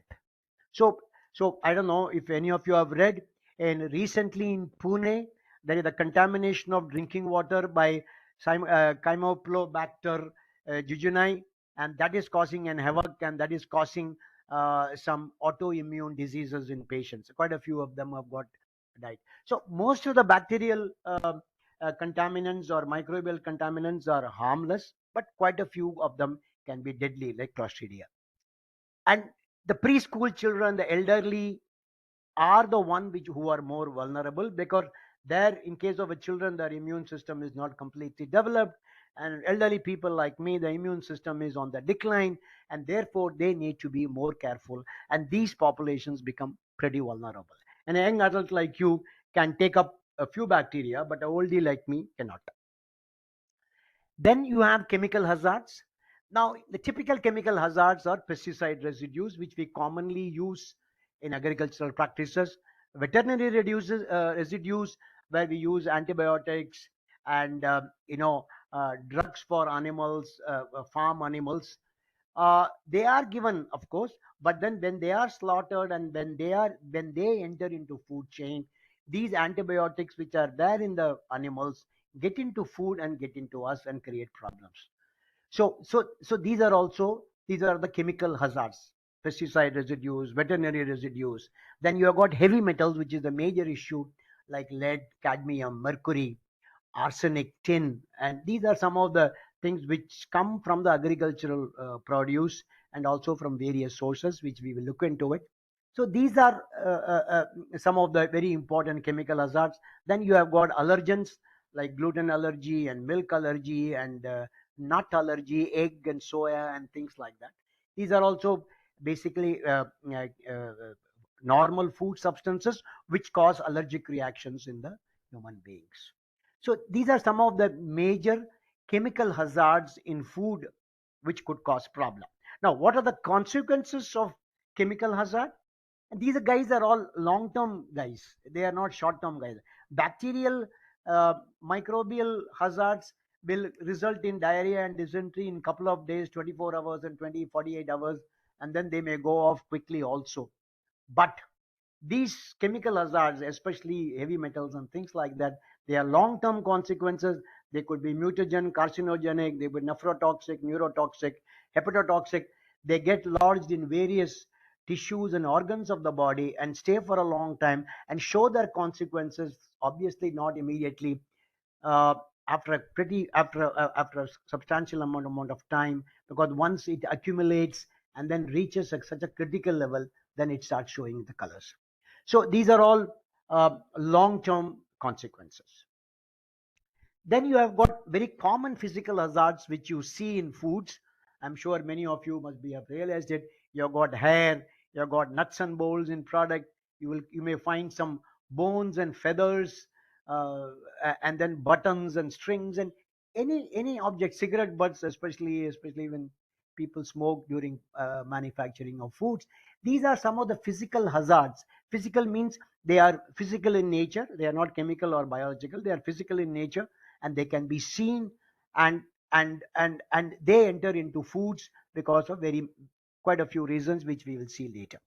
So these are some of the physical hazards which can get into food. Now, consequences of physical hazards is not so fatal. It's a broken teeth or lacerated mouth. For example, I am eating and then I find a big stone in my mouth. I don't swallow it, I control it and spit it out. So uh, so uh, normally, except in case of children or very infants which they may swallow, the children, normally grown up children and adults, will normally take care of this physical hazard as they are consuming the food and spit it out, and so it doesn't create a real problem like bacterial, or microbial hazard or a chemical hazard. So not they are rarely fatal. Now, what are the sources of hazards? Now I'm just made when it comes to biological hazards, that is typically the microbes. The raw material is the major source of these hazards. Then equipment and processes, if you don't clean them properly, and the residual food material can allow the microbes to grow and contaminate the future. So equipment and process, and humans are a big time contaminants. I go to the toilet, I do the big job and I don't wash my hands. I come back and touch the food, then I'm contaminating the food with the fecal matter. And the fecal matter contains a lot of organisms like E. coli and uh, uh, uh, salmonella and so on and so forth. I put my finger into the nose and then I touch the food, then I'm contaminating the food with staphylococcus. So so so so these are some of the humans could be a great source of biological hazards. Chemical hazards, especially heavy metals like lead and so on and so forth. Raw materials, equipment, no. Human beings, no. Pesticides, raw materials, yes. Equipment and human beings, no, because most of the pesticides come from the raw material. And in fact, once a food enters the once a raw material like a vegetable or a a fruit enters the factory with pesticides, then factory cannot do much about it. So all the control has to be done at the raw material level. Same thing with antibiotics. Physical objects, metal objects mostly don't come from raw material. Equipment is humans, yes. Suppose a lady working as a safety pin, the safety pin falls into the food, then that's a physical hazard coming from the human beings. So many physical hazards can come through human beings. Stones and bones, yes, they come through raw material, especially if you've got non-vegetarian, non-veg animal food, or stones can come from any of our agricultural material like wheat, rice, and so on and so forth. And hair and buttons and other such matters, cigarettes, BDs and things like that, they obviously come from the human source. So so it is very important to know what kind of hazard is there, point number one. Number two, that will give us an idea what could be the source, and that would help to how to control it. That would help us to control the hazard. Okay, now food safety is a concept that the food will not cause harm to the consumer when it is prepared and eaten according to the intended use. So if a food is consumed as instructed, as intended, then if the food does not cause a problem, then it is called as a safe food or a food safety. Now, a food may be considered safe on by 3 points. One, if a hazard is completely prevented, that's the best part of it. Suppose I prevent a hazard, completely prevent the hazard getting into the food, then the food is absolutely safe. But then this is always not possible. This is sometimes very, very difficult. So what happens? Suppose if a hazard gets into a food, can I eliminate it? The other way to make it safe is to completely eliminate it. For example, I have microbes in my food product. I can eliminate it by heating. When I heat a food, the microbes get killed and the food products become safe. Now, this is always again not possible. Suppose if I want to heat a product, if I want to heat it too much, if I heat it too much, then the product will become dark, the product will lose its taste, some of the nutrients may also go off. So every time elimination is not a solution.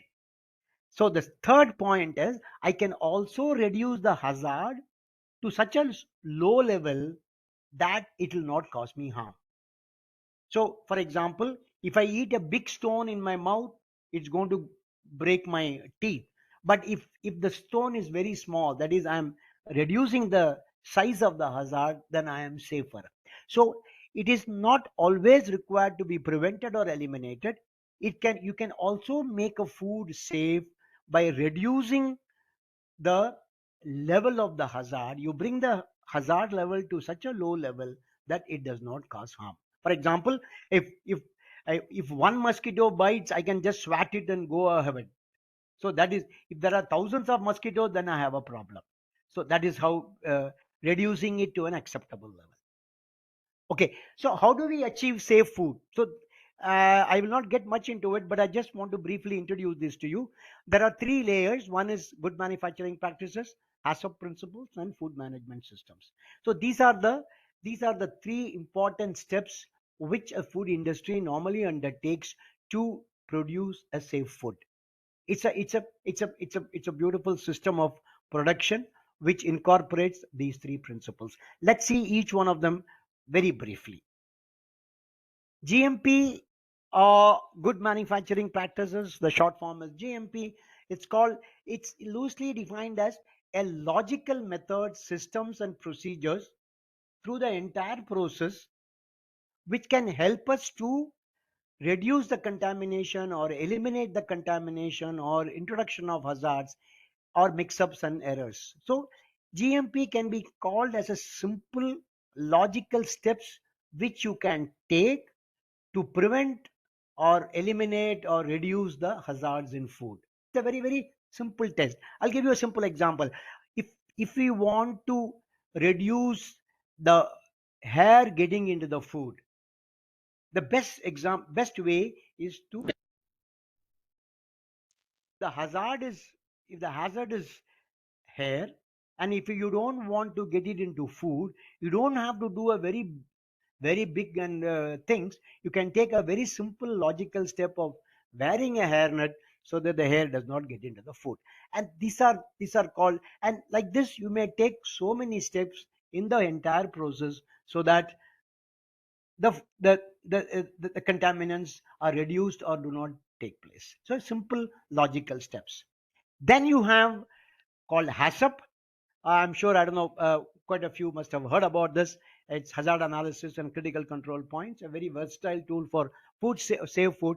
What used to happen in those days, that the quality assurance, quality control inspector will stand at the end of the line, and then after all the production is over, he will say whether it is good or bad. So whatever happens in between, nothing, nobody will check, but he will check only at the end. So the problem was, if the products are good, it's fine. If the products are gone, then the whole thing is have to be thrown out. Then they shifted to continuous monitoring. I said, instead of doing it at the end of the line, can I check in between the production to make sure that my quality is maintained, there are no problems in that. In that way, the end rejection would be very, very low. So in this connection, a HACCP, the point that the HACCP system was developed, which is a very versatile tool for food safety food. It's something like this. Uh, Suppose you have got hundreds of steps in a process, and if you want to produce safe food, does it mean that I have to control all the 100 steps? The answer is yes, but then it is going to be extremely difficult. I've got 100 steps. I can't control all the 100 steps to produce a safe food. Now, is there any way that by controlling a few steps, can I control the whole process? And these few steps are called as the critical control points. So I have a process of 100 steps. I identify a few steps and I say, okay, I control these steps, and thereby I control the entire process. Okay, I'll give you a simple example. I don't know, in our school we used to have row monitors and class monitors. The teacher cannot control all the 60 or 40 in a class.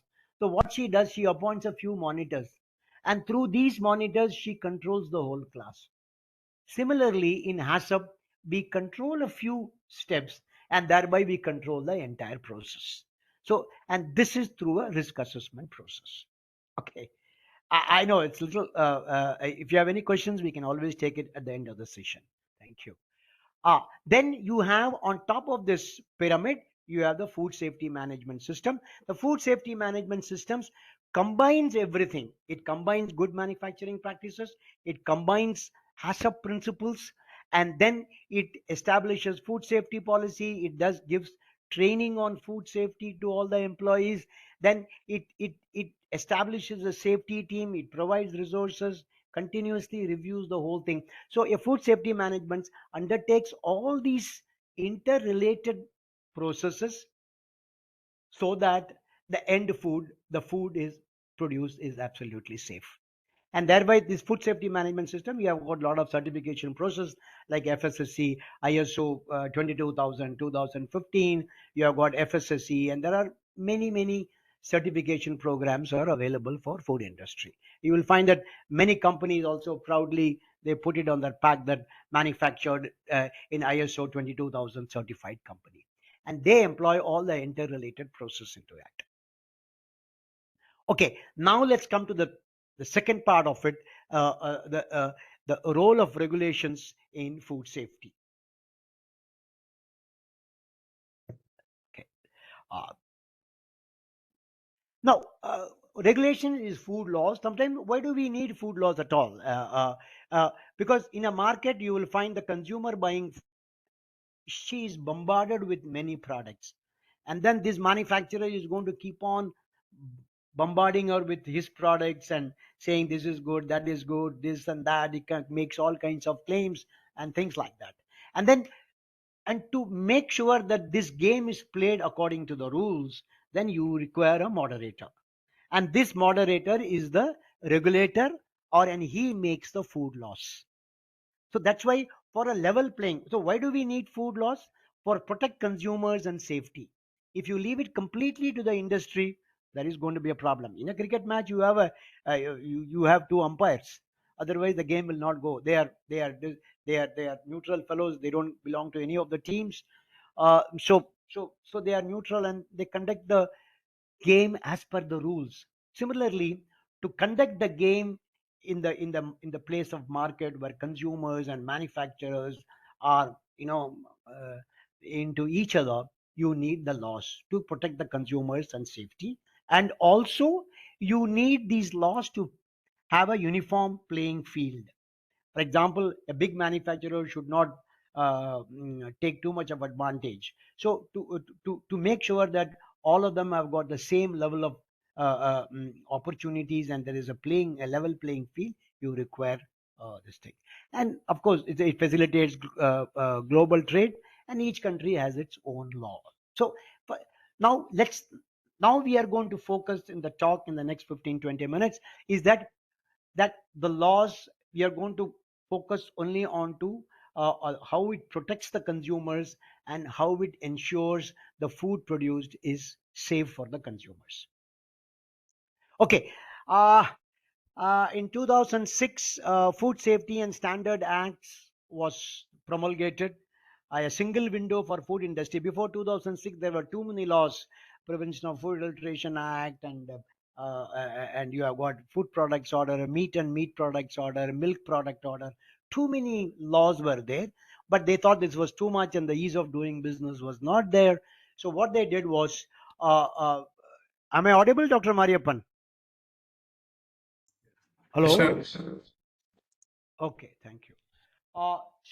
So they wanted to combine all these different laws into one, and that's how they came with Food Safety and Standards Act 2006. Again, you can see the naming itself, the safety is given more importance. So the previously the act before this used to be called the Prevention of Food Adulteration Act. That means they were focused only on preventing adulteration from taking place. But in 2006 they said no, we have to focus on safety and standards. So that's how the name came. And this law was made and signed by our late great Abdul Kalam ji when he was the president in 2006.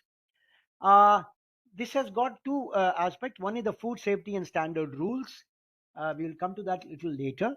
And there are about 22 regulations under Food Safety and Standards Act 2006. It's a long list, and you can get all the details in the FSSAI gov.in. But I'm going to focus only on a few regulations which are directly related to food safety. Okay. Before we get into that, I want to just briefly give you an idea how the authority works. The Food Safety and Standards Act created an authority called the Food Safety and Standards Authority of India. It's called FSSAI. We call it FSSAI. So its FSSAI was established in 2006, and all the regulations came in place in 2011. Since 2011, Food Safety and Standard Act is completely implemented in full strength. This authority is under the Ministry of Health. The Food Authority, the Food Authority consists of a chairperson and about 22 members, with all secretaries and from various ministries. Importantly for us is there are 3 from industry and 3 eminent food technologists or scientists. They are part of this 22 members, and that means all the stakeholders, both the industry and the independent experts like food technologists and food scientists who are usually drawn from academia, they are also in there for neutrality. And this authority sets all standards, rules, and regulations. And they, of course, they can't go into the nitty-gritty of it.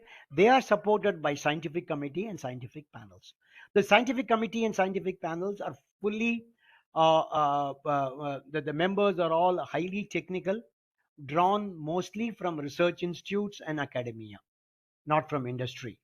Again, because it's felt that if the industry people are there, they will set their own standards. So industry people are completely kept outside, and only independent experts and people from academia or in this scientific committees and panels, and they in turn tell the authority, food authority, as to what are the standards, how they should be changed, and things like that. And that will be discussed in food authority, and the standards would be published for the industry to follow. Now, then you have a central advisory committee, which is headed by a chief executive officer and IAS officer. Again, you have got representatives from food industry, and this body implements whatever standards and rules have been established. Somebody, authority makes the standards, the central advisory committee executes those standards, make sure that these are implemented by the food industry. And then you have in state, every state has got a food safety commissioner, and then there are some layers in that. So the central committee and the food authority usually set standards. The implementation of the standards, that is all done by the individual states under the leadership of state food safety commissioner. Okay, now I have picked up only those regulations which have got direct relation to food safety, right? So these are about 6 ones. I will not read it again because I'm going to get into it, each of it a bit by bit. Okay, let's go first into food licensing, registration, and regulation 2011. This clearly says that nobody can manufacture, distribute, or sell food without licensing or registration. So the big guys like ITC must have license. A small guy who is on the who is vending pani puri on the street, he must be registered. But all of them must be either licensed or registered. They cannot do the activity of selling, buying, manufacturing food, distributing without license or registration. Interestingly, even a temple or any religious place, making food and distributing, for example, even say for example Tirupati, you have got laddu being manufactured there and distributed free of cost. Even then they will have to have license to do the job, because we are concerned about the food safety and not about the economics or the commercial aspects. So everybody, I jokingly say that even if you make food and distribute to 10 people, maybe you will need a license. So it's very important that all of them have got license, because while granting license, the food authorities will always come and check whether hygienic conditions are maintained or not. This is one way of ensuring that the hygienic practices are followed, and thereby the food which is produced is safe. For example, the regulation lists the requirements of GMP under Schedule 4. It's a long list. Many do's and don'ts are there. So these do's and don'ts have to be followed by all the food manufacturers, which in turn are inspected by the food authority before issuing the license. So thereby you are ensuring that the food which is produced is safe. So this is the first regulation which has food safety aspects ingrained into it. Okay, the next regulation is Food Product Standards and Food Additives Regulation 2011. The regulation specifies the ingredients that can be added to different food and food categories. You can't add any food, any ingredient into any food. No, it could be dangerous. It may not be safe. So the law clearly says which ingredient, what ingredient can be added to a particular food. It also lists the additives like preservatives. Preservatives are not bad. Like additives like preservatives, the regulation tells which food can contain which preservative, up to what level it can be added, because they are all related to safety, food safety. So this regulation clearly it says that how much can be added in a food. And this regulations also talks about microbial limits for different foods and food categories. It's a very important regulation. If you see all the three aspects, they are all directly connected or correlated to the food safety. For example, this is a composition I'm talking about. It is what are the permitted ingredients in ice cream. An ingredient which is not listed here cannot be used in the ice cream. So you are ensuring FSSA, the regulation ensures safety. Then this list tells you, for example, in fermented milk, like say lassi, or what are the additives which can be added. And it also names the additive, and you can also see in the last column how much it can be added, 5000 milligram per kg. So this regulation says that which additive can be it doesn't mean that preservatives can be added to all the foods. No, preservatives can be added to only certain categories of food as permitted by this regulation, and also it mentions what is the upper limit. It cannot go beyond that. Similarly, the same regulation talks about what is the microbial limits for various products. I have just picked up pasteurized or normal pouch milk we get at home. You have got all these organisms: Salmonella, Listeria, Bacillus, sulfide reducing Enterobacteria, Zakazaki. All these organisms, the regulation lists that what is the maximum amount of the organism can be present in that product or the product category. So this regulation builds in food safety this fashion. Okay. Now, the next and another important regulation is FSS, Food Safety and Standards, Contaminants, Toxins and Residues. This regulation sets contaminant limits in different foods and food categories. So, for example, how much of heavy metals like lead, copper, arsenic, cadmium, tin, mercury, nickel, etc., they are all considered to be heavy metals, not good for health, but they cannot be completely avoided because they are naturally inherently present.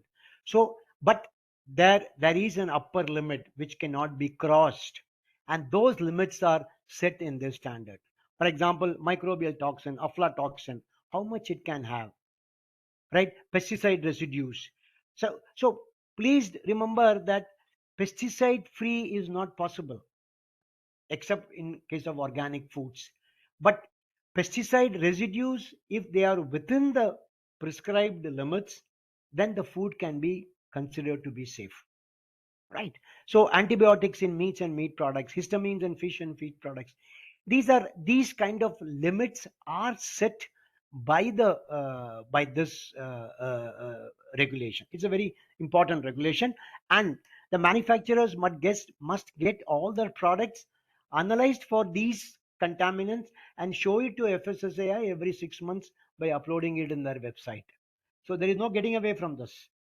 On top of it, FSSA can also pick up samples about it. We will come to that later.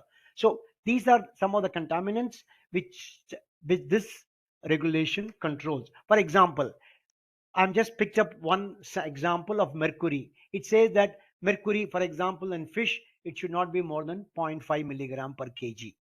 Right? In salt, it should not be more than 0.1. So vegetable, it should not be 1. So like that, for every heavy metal, there is an upper limit for different foods and food categories, and that should not be exceeded.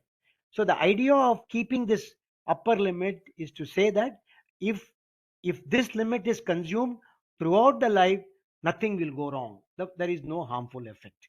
But if the level exceeds, then we have a problem. Then you have aflatoxins, for example, for different products like cereal and cereal product, it should not be more than 15 microgram per kg, that is ppb. Then you have got aracanut pulses should not have more than 15, spices should not have 30, and so on and so forth. So aflatoxins, patulin, and similar microbial toxins, the limits are set for different products and different product categories. Like, now this is a big list of about 240 pesticides have been listed out. I have just picked up one, and this is dichlorophenoxyactic acid. This is a pesticide, and it says in sugarcane it should not be more than 0.05 milligram per kg. In food grains, it should not be so. In maize, it should not be more than 0.05. In potato, it should not be 0.2. Milk and milk products, it should not be more than 0.05. So again, like that, there are 240 pesticides which have been listed, and for every product category they have set the limits. But you must remember one thing: most of the time the pesticide residues are only for the raw materials and not for the finished good, because the entire control of pesticides happens at the farm level or at the at the farm level, but and there it has to be controlled. Not much can be done afterwards. Of course, washing will help, but not to that great extent. Okay. Now, if you see these slides, there are numbers are given. Not more than 15 microgram per kg, not 1 milligram per kg. Now, the question may be arising in your mind: how do we arrive at these numbers? They are not arbitrary. They are not inky ponky. There is a definite science behind these numbers. Excuse me, I want to have some water.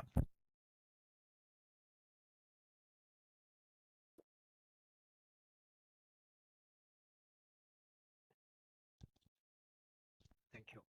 So how do we arrive at these numbers? And there is a process, a very complicated process, which I will just finish it off in a slide. Is done by a risk analysis, and the risk analysis can be applied to any situation, including our life. Risk analysis has got 3 steps. The first one is called as a risk assessment. This is done especially by independent technical group. You know, the scientific committees and scientific panels, which are absolutely independent technical experts, they undertake the risk assessment. The risk assessment is a process of evaluating the potential harm posed by a contaminant in a food. Suppose I am talking about mercury, then I must the technical committee will found what are the chances of mercury getting into my product. Number one, if it gets into it, what would be the ill health? What are the chances of that getting into the food? And if it gets into it, what are the ill effects of the food? So such points are discussed, and the risk is assessed. And the outcome of the risk assessment, that it quantifies the risk. See, in life, if you don't quantify, you cannot manage. If you want to manage, you must have the numbers.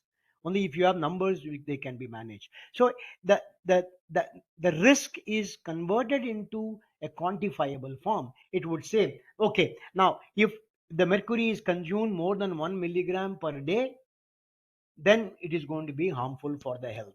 They will not go beyond that. They will only assess this point and quantify the risk and leave it at that. And they are independent body. They do not know which food. They are not in involved in any manufacturing or any governmental body. They are absolutely independent, 100% science based. Then you have got the risk management, and this is done by the regulatory body like FSSAI. Okay, now it says that, okay, it's the mercury should not be more than 1 milligram per kg. Nobody should consume more than 1 milligram per day. Now, how do I convert this into standards? For example, if mercury is very, very toxic, then I am going to keep the maximum level very, very low. Okay, if something is less toxic, I may permit more amount in a food. So these kind of decisions are taken by the regulatory body, and that leads into standards. Now, the risk assessment is the risk is managed by the Food Authority of India or any regulatory body, and that management gets into in the form of regulations, gets into in the form of labels. So they are converted into actionable points by the foods, by the risk management, by the regulatory body. So the numbers. And the third one is the risk communication. It is the exchange of information between all the stakeholders like regulators, government body, manufacturers, consumers, and so on and so forth. So the first 2 steps are very important, where the risk is assessed, it quantifies the risk, and then the regulatory body says, how do I manage this risk so that the consumers are not harmed through my standards and through label declarations and so on and so forth. Now, this cannot be done just by the regulatory body. After all, this has to be followed by the industry. So while setting up a standard, the standard is not something like dictatorial, like FSSA tomorrow cannot say, oh, just follow it up. No, they have to consult all the stakeholders. So the stakeholders are consumer group, because they are going to be affected, because they are going to consume the product. Then you have the industry, the stakeholder, because they are going to implement the standards. They are going to follow the standards. sorry, they are not implement, they are going to follow the standards. And FSSA is going to be the implementing body, they are also involved. So all academia will always be there because they have to give the scientific input, and then you got technological experts. All of them sit together, fight over it, but finally they will come out with a consensus standards which is in line with the risk assessment, and then which can be implemented and which can be complied with. There is no point in having a standard which cannot be complied with by anybody or anything. So this is how the standard is created, and that is how the numbers are given to the contaminants which we saw in a few slides before. Okay. Then there is another regulation which is called as prohibition and restriction on sales. It regulates, it puts some restrictions on certain type of sales and products. For example, edible oil should not be sold loose. I'm sure nobody gone are those days when the guy would just give 100 ml of edible oil. Now you are not likely to, you are not supposed to get loose edible oil in the market, because the loose edible oil is prone to adulteration, and that could cause a food safety problem, and therefore they are completely banned. Not more than 2 edible oils can be mixed and sold. I'm sure you might have seen that there are many products which are a mixture of 2 edible oils, but not more than 2, because it is very difficult to control the adulteration and the safety become a question. So that is a rule which no, not more than 2 edible oils can be mixed and sold. Calcium carbide cannot be used for ripening of fruits. It's very quite dangerous. It's carcinogenic, because for the fruits to quickly ripen, they put some this chemical calcium carbide under the fruit, and then it releases acetylene, which triggers the ripening, but then the ripening is not complete, and then the color may come but the taste will not be there. It also produces some toxic components. So some restrictions are made, or or there are some restrictions on the sales, essentially to make sure that the consumers are safe. Okay. Then this is a very important one, labeling and display regulation 2020. Many declarations are related to food safety, which are very mandatory on the label. I'm sure this you can pick up any food label and see. For example, it will have all the list of ingredients, because you should know what you are eating. So that is why there is always a list of ingredients on the pack, and then there is and then nowadays, since 2020, they have also asked the manufacturers to label the allergens. Some of the common allergens are milk, wheat, soya, eggs, then shellfish, crustaceans, and then you've got almonds, tree nuts. Some of them are, quite a few are allergic to it. So to warn them, nothing can be done, because allergenicity is an individual reaction. Okay, I may be allergic to soya, you may not be allergic to soya. So you cannot remove soya from the from the market or from the product. But what we can do is you can warn the consumer that, boss, this product contains soya.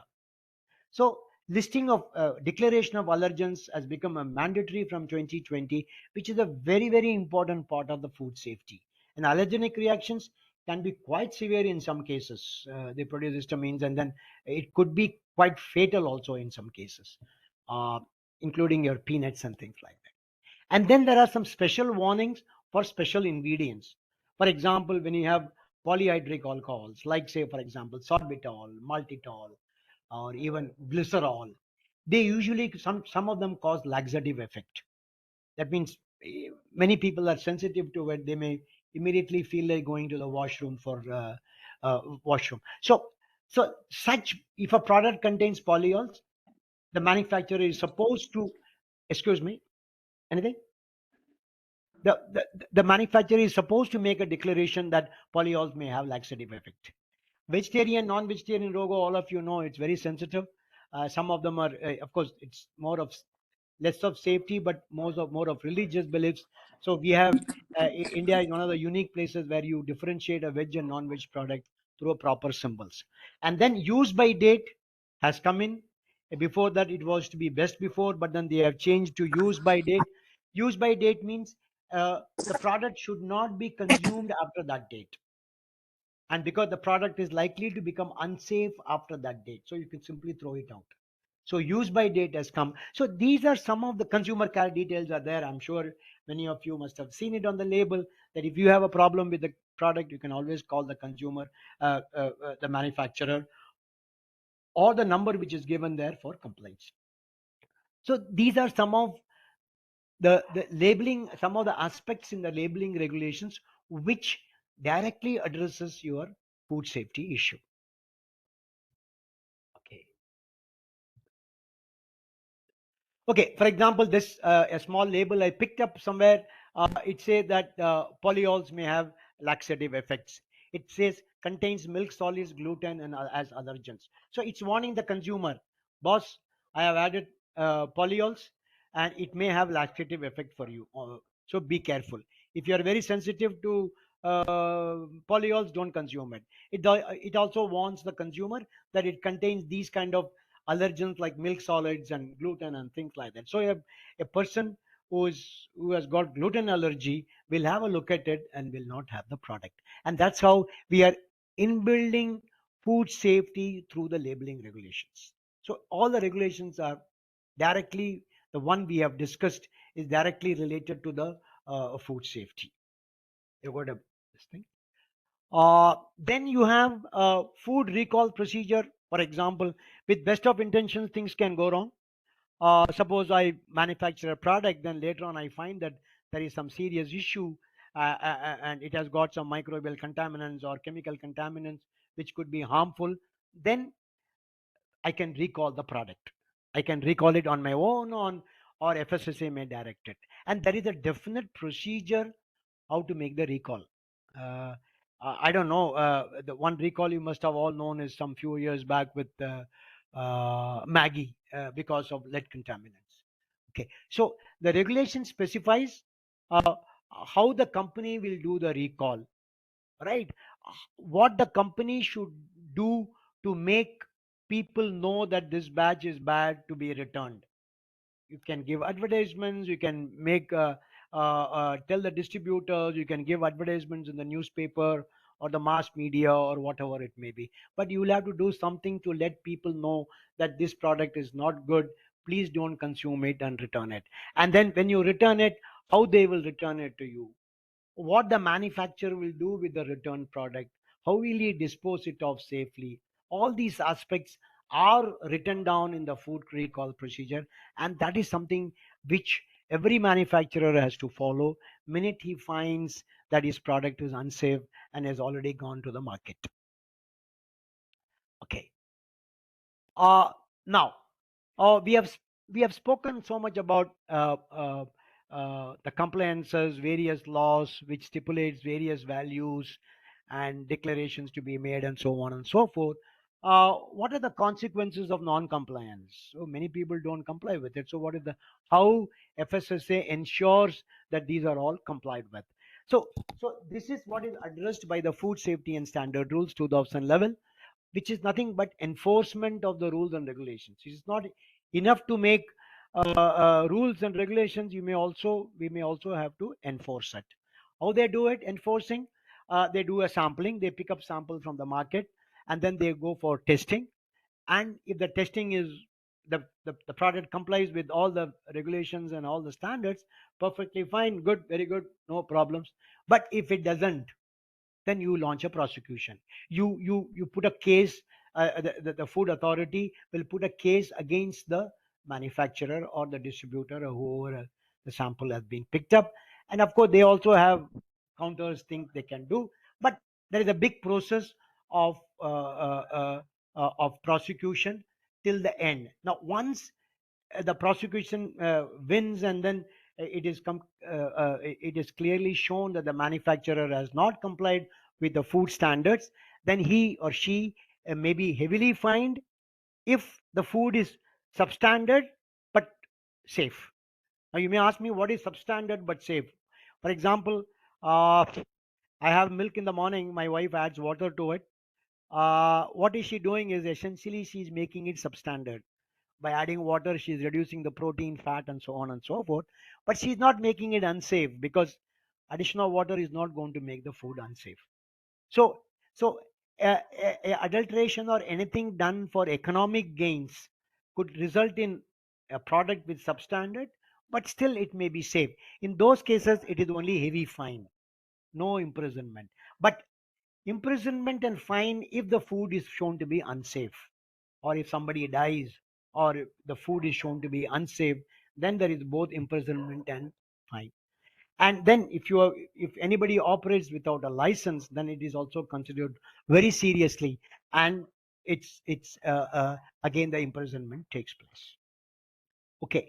And then you have this website in FSSAI where all the consumers can put in their grievances, and then the FSSAI takes it very seriously. And then if the consumer, if the grievance is not attended to in a reasonable period of time, the manufacturer is pulled up and that directly go to manufacturer's place. This I have seen happening in many times. Okay. Now, how the enforcement takes place, like I said in the previous slides, that enforcement is done by the state and not by the central government.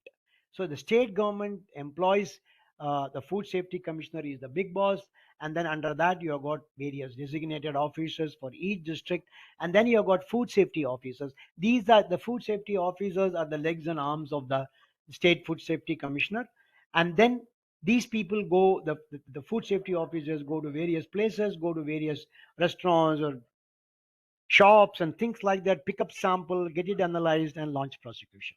What we saw in the previous slide. The food safety officers usually do this job.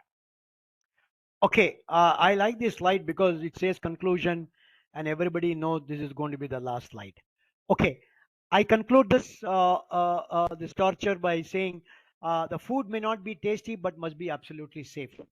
That is absolutely a prerequisite, unstated expectation of the consumer. The food safety is ensured by everyone in the food chain, by the regulators because they set standards, manufacturers because they need to produce the food as per the standards, absolutely safe, which will not harm the consumer. The transporters have to be take care of it correctly. Distributors and retailers are supposed to store this food properly without damaging it, without creating more contamination. And the consumers are also very important. The consumers are expected to read the labels. The consumers are expected to follow the instructions given on the label. And these are some of the responsibilities of the consumers. Suppose, for example, the label say that heat before you eat. So the manufacturer is telling the consumer, you must heat before you eat.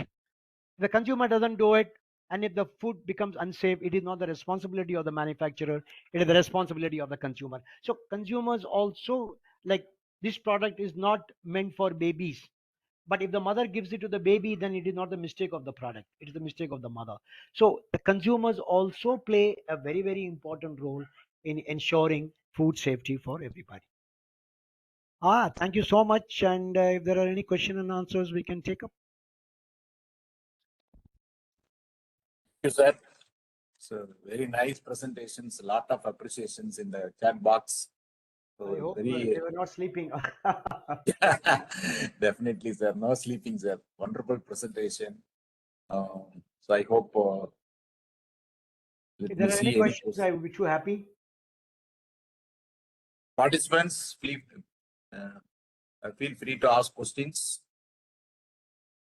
One of the participants, such wonderful presentation, sir. Nowadays, they are packing in online business platform, third party,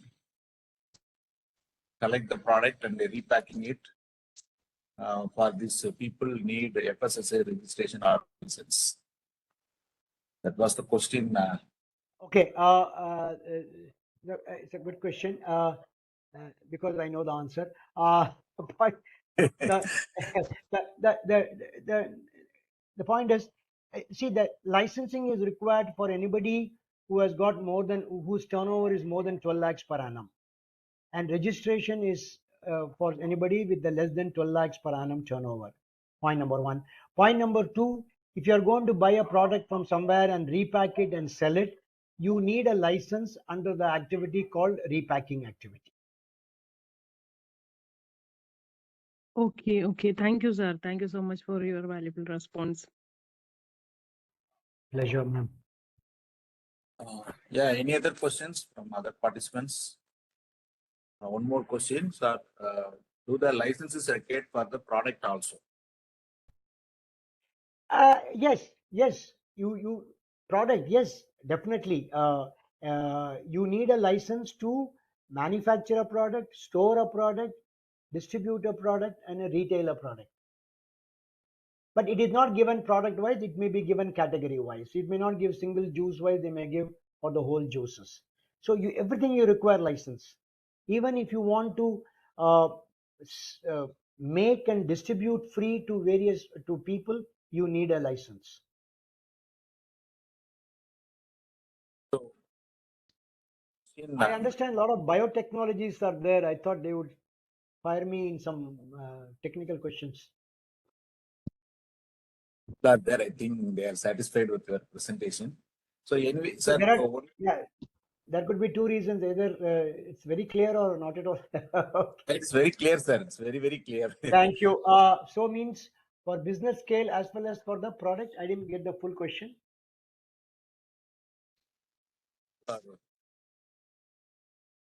Dr. Prasad, he can explain that brief about the question.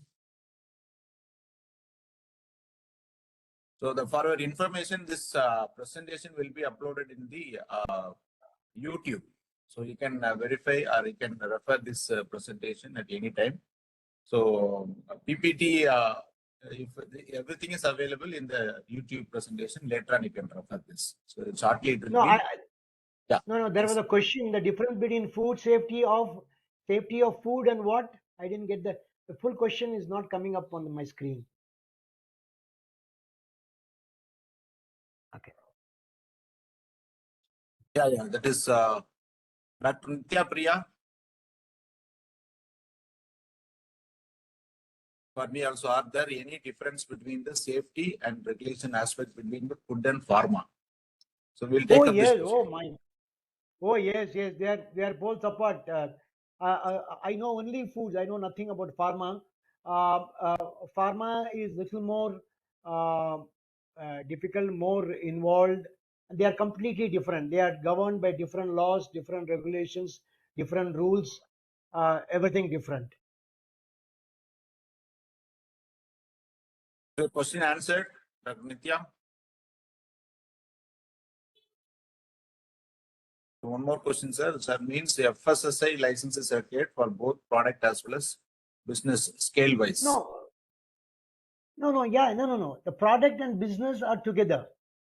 When I go for a manufacturing license, they will list all the products which I can manufacture. So my license will say that you are allowed to manufacture these products. So you are, as a retailer, I will be told you are allowed to retail these products. If I want more products, I'll have to apply again and again. They will I can keep on adding on the products I want to manufacture in my license one after another. One of the speaker is also here. He will be presenting about the irradiation. He is also commended. Interesting, and edible oils are not sold loosely. So that information now only I came to know that. So no more. No, they are not. They are not. But they should not do it. But no, edible oil adulterated. See, adulterated with petroleum and all. See, those are all enforcement problem. In India, we are now the road traffic rules say that we all must wear a helmet, but many of us don't do it. So the rules and regulations are in place, but then the enforcement sometimes becomes very difficult because of our vast country, because of too many, especially in foods. Anybody can start a food business. So sometimes the enforcement becomes very, very difficult. Adulteration does take place. You can't say no, but government is trying their best, but then it becomes sometimes very, very difficult to enforce. That is what Sir is also explaining, that many shops are selling edible oils loosely in Trichy. So that is enforcement problem. So rules are there, but that's an enforcement problem. No, if suppose somewhere in the corner in some small villages, if somebody gets a 15 kg oil and then he sells loose, and it is also convenient for the customers. They don't have to buy 1 kilo and half kilo. They want to buy 100 ml. Then it's very difficult to enforcement. It becomes very, very difficult. There is another Enforcement question. becomes very Take up Yes. that the research institute developing product, then what kind of licensing will be applicable to them? No, I think no R&D purposes, no. Yeah. Only when you start commercializing it and you want to send it out and things like that, yes. Otherwise, if you want to develop in-house and taste it within yourself, no need. Sir, one more question, sir. There is safe food and nutrients. Is there any connection? So, or they will not bother about the nutrition part, or No, yeah, exactly. When I'm talking about, see, of course, they are. If you talk in terms of silos, yes. If I'm talking about safe food, I'm concerned only about the safety of the food. That the food may taste very bad, it may not be nutritious at all, but as long as it is safe and I am not harmed, I'm fine. So nutrition will not be a part of food safety. the question is monosodium Yes, bromate. yes, very much. It's very much permitted. Not in all categories. In certain categories and certain levels, it's permitted. It is not permitted in all categories. It's permitted only in certain categories. Yes. So here in our country, we have the Bureau of Indian Standard. This FSSAI Yes. is coming under Bureau of Indian Standard, or this is separate? No. Bureau of Indian Standard is completely different. It's coming under Department of Consumer Affairs. It has got nothing to do with FSSAI. Previously, some of the food products had to undergo BIS certification, like packaged drinking water. Now, in the last 3 months, that also has stopped. Now, there is no connection between Bureau of Indian Standards and FSSAI. Okay, sir. The participants, if you have any more questions, you can raise your hand. You can directly ask our. I will share my presentation with Dr. Mariappan, and then I will do that. Thank you, sir. Thank you for your listening, sir. So then in that case, I will share the presentation to all the participants. Okay. Can I yeah, go? Yeah. If no more question, Joel, please conclude the session.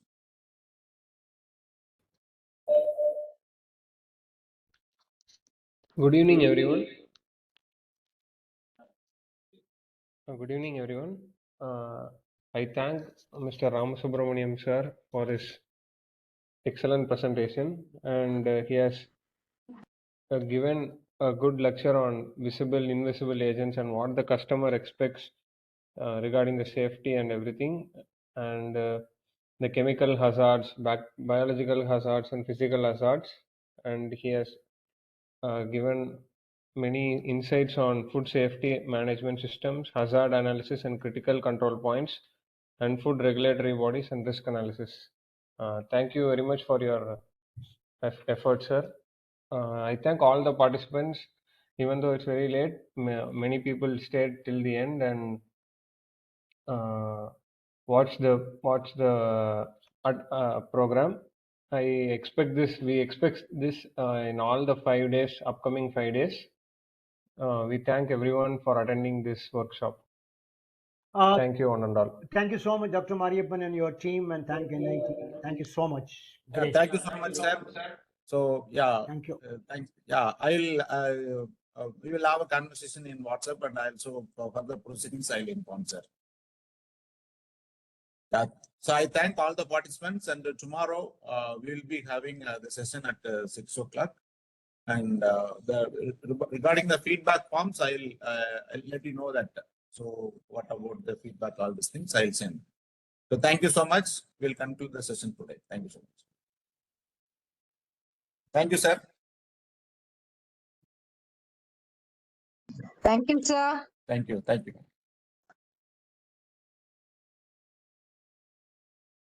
Thank you, sir.